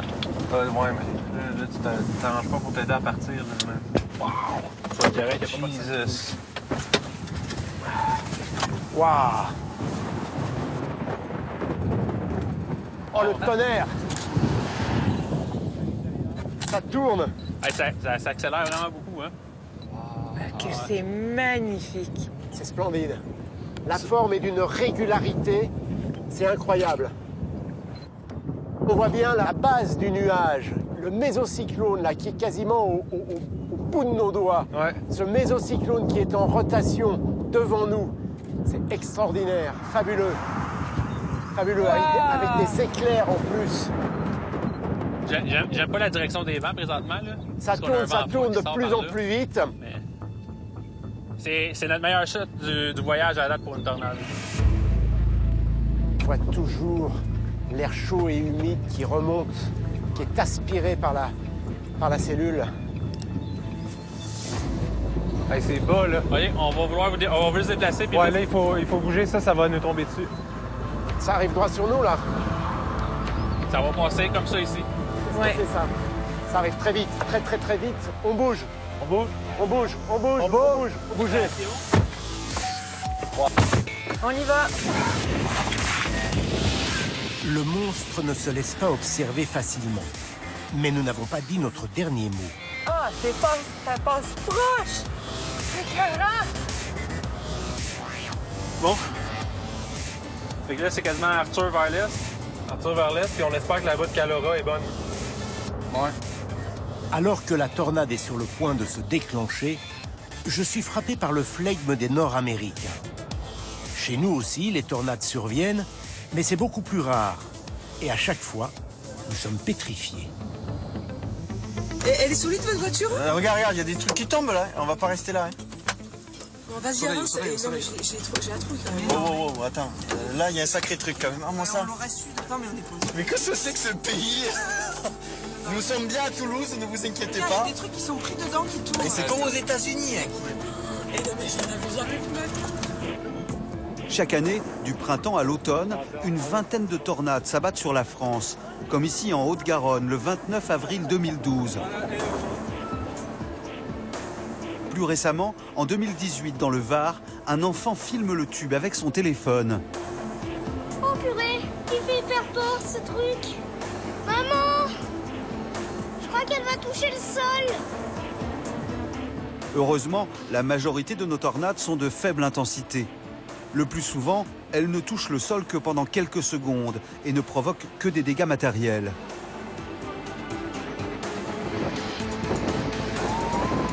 Ah, viens sur nous! Mais les vents qu'elles génèrent occasionnent de belles frayeurs, comme ici quand une tornade surprend ces automobilistes marseillais.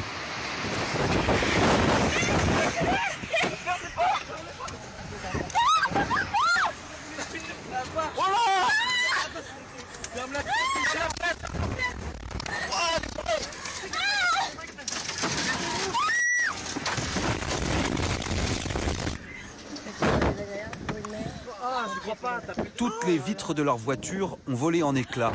Ils ont eu beaucoup de chance de ne pas être blessés. cela peut parfois être beaucoup plus grave. Comme ce 3 août 2008, à Aumont, près de Maubeuge. Ces images sont tournées au lendemain du désastre. La veille, vers 23 h, en seulement 14 minutes, une violente tornade dévaste 5 communes. Voici la plus touchée, Aumont. Sur 18 km, 1000 logements détruits, plusieurs centaines de sinistrés, 3 personnes perdent la vie. Un événement rare, mais qui nous rappelle que le risque de tornade existe bel et bien chez nous.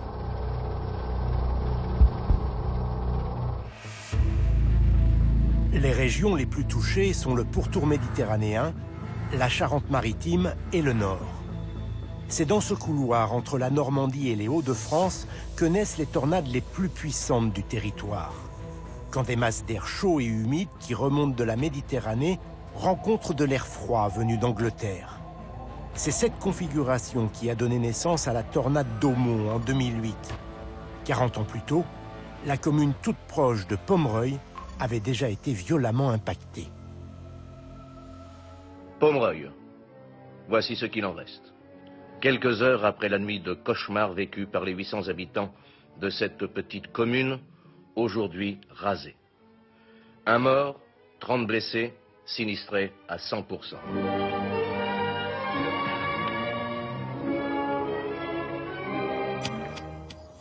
À 30 km de là, c'est donc Aumont qui est dévasté à son tour 40 ans plus tard. C'est à peu près cet endroit ici. C'est par ici qu'elle a commencé. Le premier impact se situe dans cette zone ici. Comment expliquer un phénomène aussi destructeur chez nous? Emmanuel Vézolec et Pierre Mailleux, les meilleurs spécialistes des tornades en France, nous font revivre sa trajectoire, minute par minute. Les photos de l'époque montrent bien le premier impact et le premier couloir qu'a tracé la tornade dans le champ. Donc là, on est dans cette direction. Hein. Voilà. Et donc à l'époque, le champ forcément était beaucoup plus haut. Les maïs faisaient à peu près 2 mètres de haut. On voit très bien le sillon qui a été tracé par la tornade. Et dans l'axe, on voit bien le pylône électrique qu'on a toujours ici dans l'axe. Ah oui. Voilà. Et on voit bien ici que les maïs sont entrecroisés. Hein. Ils sont couchés dans ce sens-ci, alors que la tornade avance dans ce sens-là. Donc ça montre qu'il y a l'aspiration qui attire les épis de maïs et donc voilà, ça fait une trace caractéristique de celle que laisse cette tornade dans les champs. Pierre, c'était prévisible une tornade comme ça?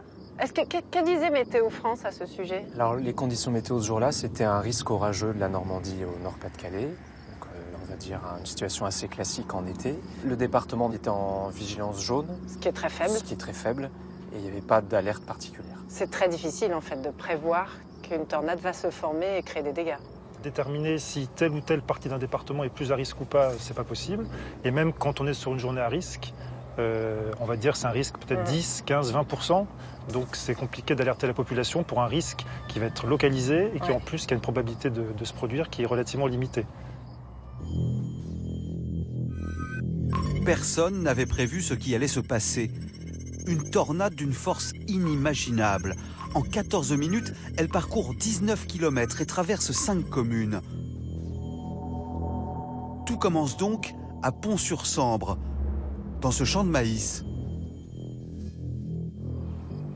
Ce dimanche 3 août 2008, il est 22h28 lorsque la tornade touche le sol. Tout au démarrage, vous êtes au premier niveau d'intensité, donc une intensité EF0. C'est à peine des dégâts sur la végétation, quelques branches d'arbres à la limite qui se sont couchées. Et c'est ensuite, après quelques centaines de mètres de trajet, que vous avez plus de dégâts. Si on prend le cheminement, on a des vents de quelle puissance à peu près? Ici, on peut imaginer être autour de 100 km/h et rapidement atteindre 130, 140, 150 très rapidement après. C'est une bonne tempête quand même. Ce qui devient déjà effectivement de très bonne rafale de vent.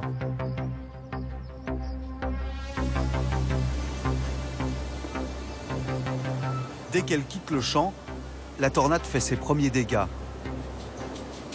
Un pylône électrique, littéralement disloqué, ici à droite.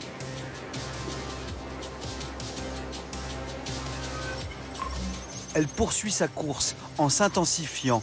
4 km plus loin, à 22h31, elle frappe la maison de la famille Poulet.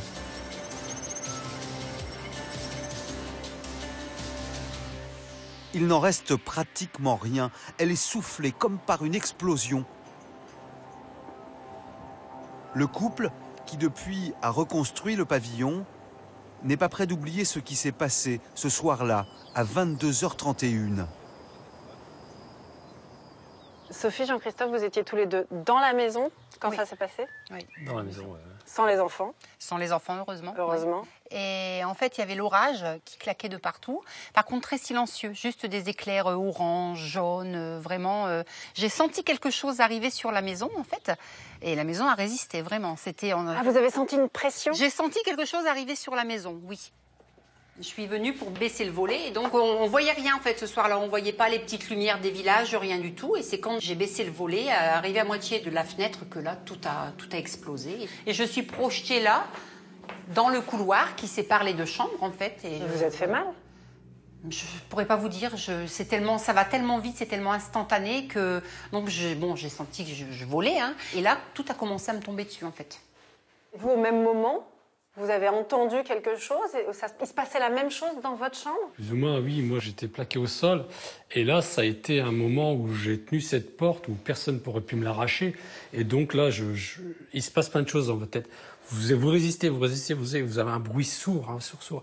Et d'un seul coup, j'ai essayé de regarder. C'est à ce moment-là que j'ai vu les morceaux de pignon absorbés comme ça dans le vide, dans un cyclone, partir comme ça. Tout s'est arraché. Et ça a duré un petit moment, cette violence, c'était très très violent, le bruit, le vent. Et d'un seul coup, tout s'est arrêté.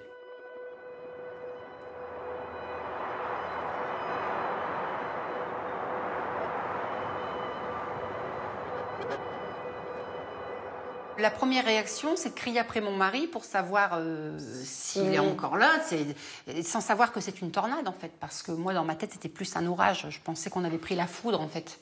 Donc j'ai crié après mon mari et il m'a répondu.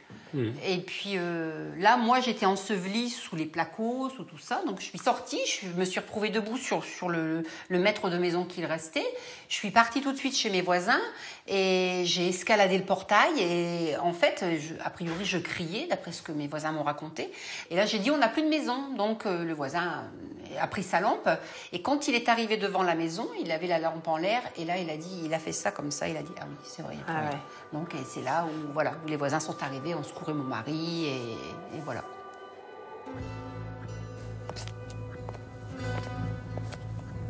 Vous étiez coincé? Ouais, j'étais complètement enseveli. Alors j'ai entendu les voisins venir à mon secours, essayer de me déblayer, et c'est là qu'ils m'ont dit, t'en bouge pas, il y a quelque chose qui va pas. Donc j'avais un linteau de béton qui était planté dans mon pied. Suite à tout ça, les secours sont arrivés, m'ont emmené au CHR de Lille, qu'ils ont reconstitué mon pied. Vous en êtes bien sorti? Oui, je veux le dire comme ça, oui, tout va bien aujourd'hui. Ce qui est fascinant quand on voit les photos, par exemple, regardez, c'est que la tornade, elle arrive comme ça, et alors ça dévie un petit peu, et paf, ça tombe pile sur cette maison. C'est vrai que les tornades, elles n'ont pas un mouvement totalement rectiligne comme ça. Alors c'est globalement rectiligne, mais en effet, ça peut onduler légèrement. C'est un peu comme une toupie que vous lancez. Elle va avoir une trajectoire qui va être relativement stable, mais avec des petites ondulations. Et donc là, on le voit en effet, typiquement, c'est un petit mouvement ondulatoire et qui en effet a amené la tornade à traverser exactement cette maison-ci, légèrement sur le côté, peut-être pas tout à fait au centre. Et donc en effet, les maisons qui sont de part et d'autre ont eu des aspirations qui sont périphériques, mais qui présentent des dégâts qui sont bien moins graves que sur la partie vraiment centrale de la tornade. Si on se méfie et qu'on voit quelque chose arriver, mais qu'est-ce qu'on peut faire pour se protéger? Le mieux à faire, c'est, s'il est dans une habitation, c'est de se mettre en sous-sol, donc en cave. Vous avez une cave ici? Non. L'idée est de vraiment s'éloigner déjà des vitres, qui peuvent être justement une source à risque compte tenu des débris qui peuvent rentrer dans la maison par la vitre. Éviter d'être sous les combles parce que le toit peut être arraché. Donc essayer dans une pièce dans laquelle il n'y a pas du tout de fenêtre et on est dans un endroit plutôt clos, donc des petites surfaces pour essayer d'éviter au maximum les débris qui peuvent venir de tous les environs. S'éloigner des vitres, c'est le bon réflexe qu'ont eu les clients de ce magasin lors d'une tornade en Uruguay.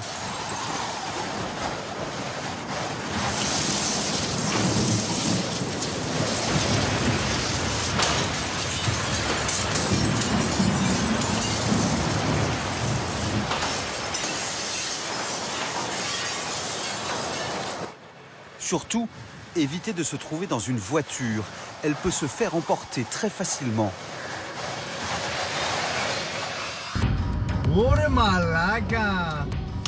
Ces automobilistes allemands commettent une grosse erreur. Ils s'approchent de la tornade au lieu de faire marche arrière. Puis ils restent immobiles sur la route, pensant être à l'abri dans leur voiture. Oh fuck. C'est surprenant, mais la meilleure chance de survivre, c'est de sortir du véhicule pour s'allonger sur le bas-côté, bien plaqué au sol. Sans prise d'air, la tornade ne vous emportera pas. Scheiße. L'automobiliste allemand s'en est sorti indemne. La tornade était finalement peu puissante. Mais à Taïwan, cette voiture blanche, frappée par l'arrière, est balayée comme une feuille morte.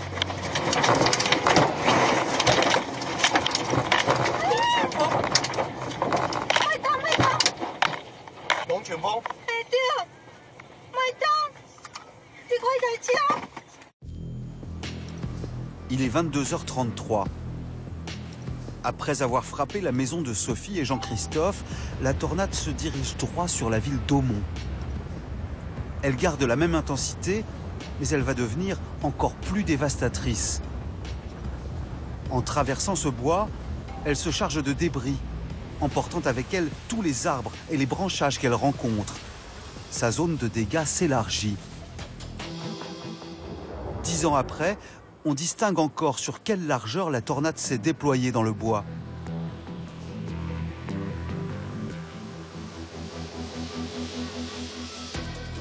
Ces arbres et tous les débris emportés par le vortex frappent de plein fouet la ville d'Aumont.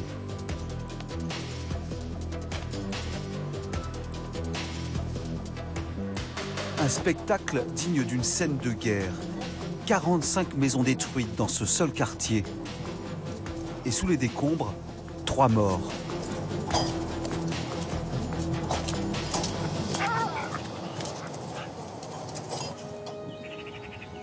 Le lendemain, les habitants sont sous le choc.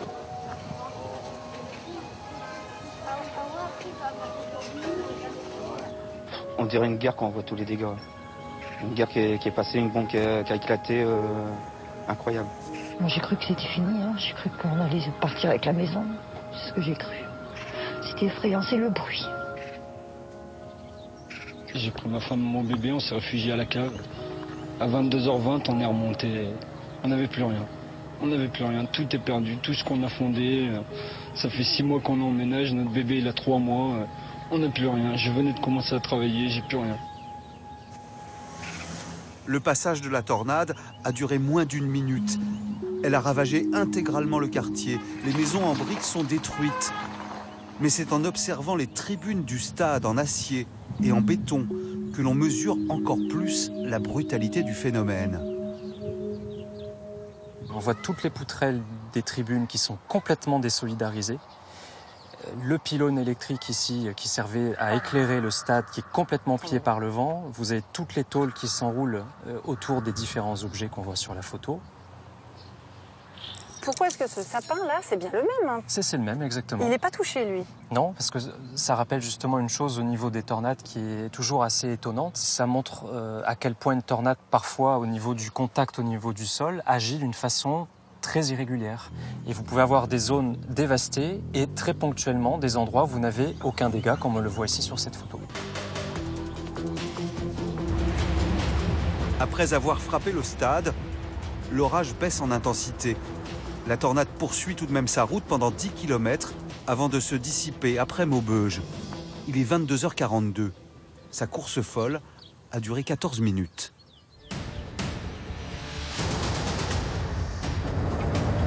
Allez, non,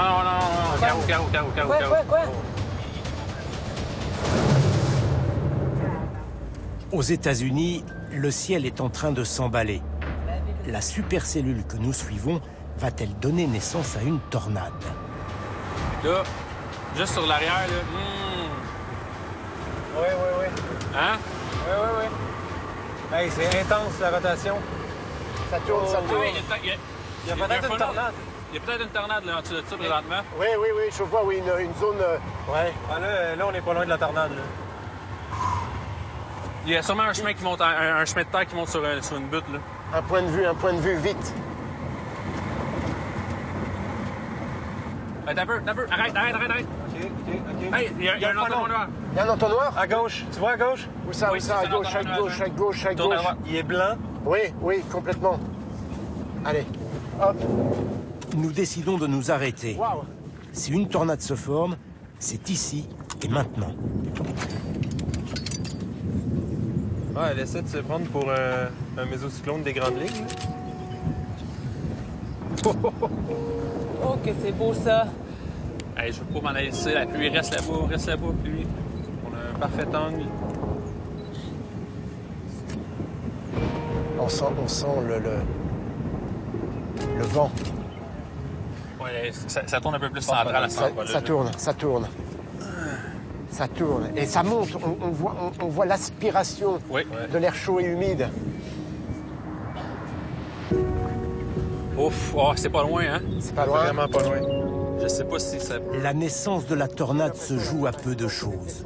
Un petit degré de température en plus ou en moins, et elle ne se produit pas. Quelques dizaines de mètres de se poser, de toucher le plancher des vaches, et puis elle est remontée. On le voit et on l'entend. On a l'impression que le tonnerre est piégé par la masse nuageuse. Ouais. C'est fantastique.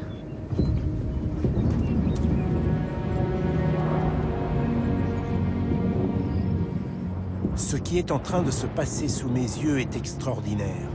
Ce n'est pas une tornade, mais ce que les chasseurs d'orage appellent un mothership, un vaisseau mère, un nuage circulaire de plusieurs kilomètres de diamètre qui évoque un vaisseau spatial.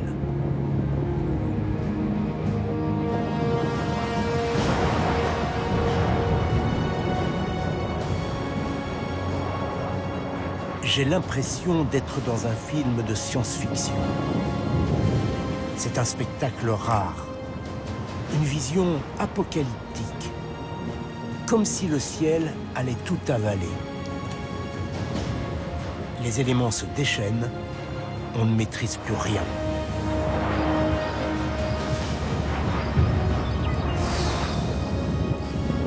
C'est phénoménal. Et on voit bien encore toute la rotation.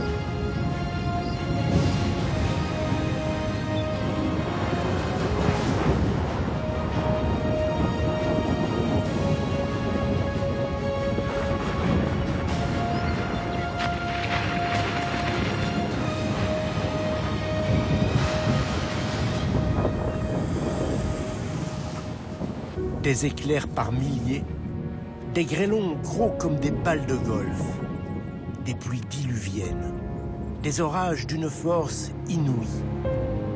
Cette chasse aux tornades nous a permis de mieux comprendre les forces de la nature, de côtoyer leur puissance jusqu'à leur déchaînement. Jamais nous n'avions vu d'aussi près les colères du ciel.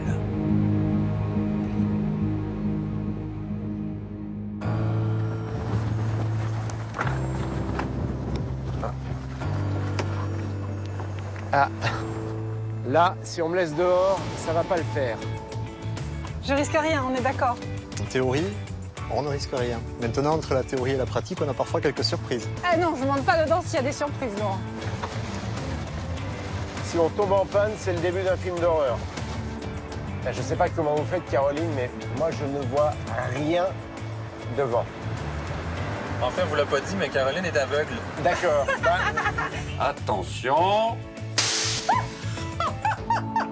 Heureusement que vous dites attention. Je vais mieux observer là maintenant, je suis prévenue, ok. À ton avis, on va sortir de tout ça d'ici combien de temps?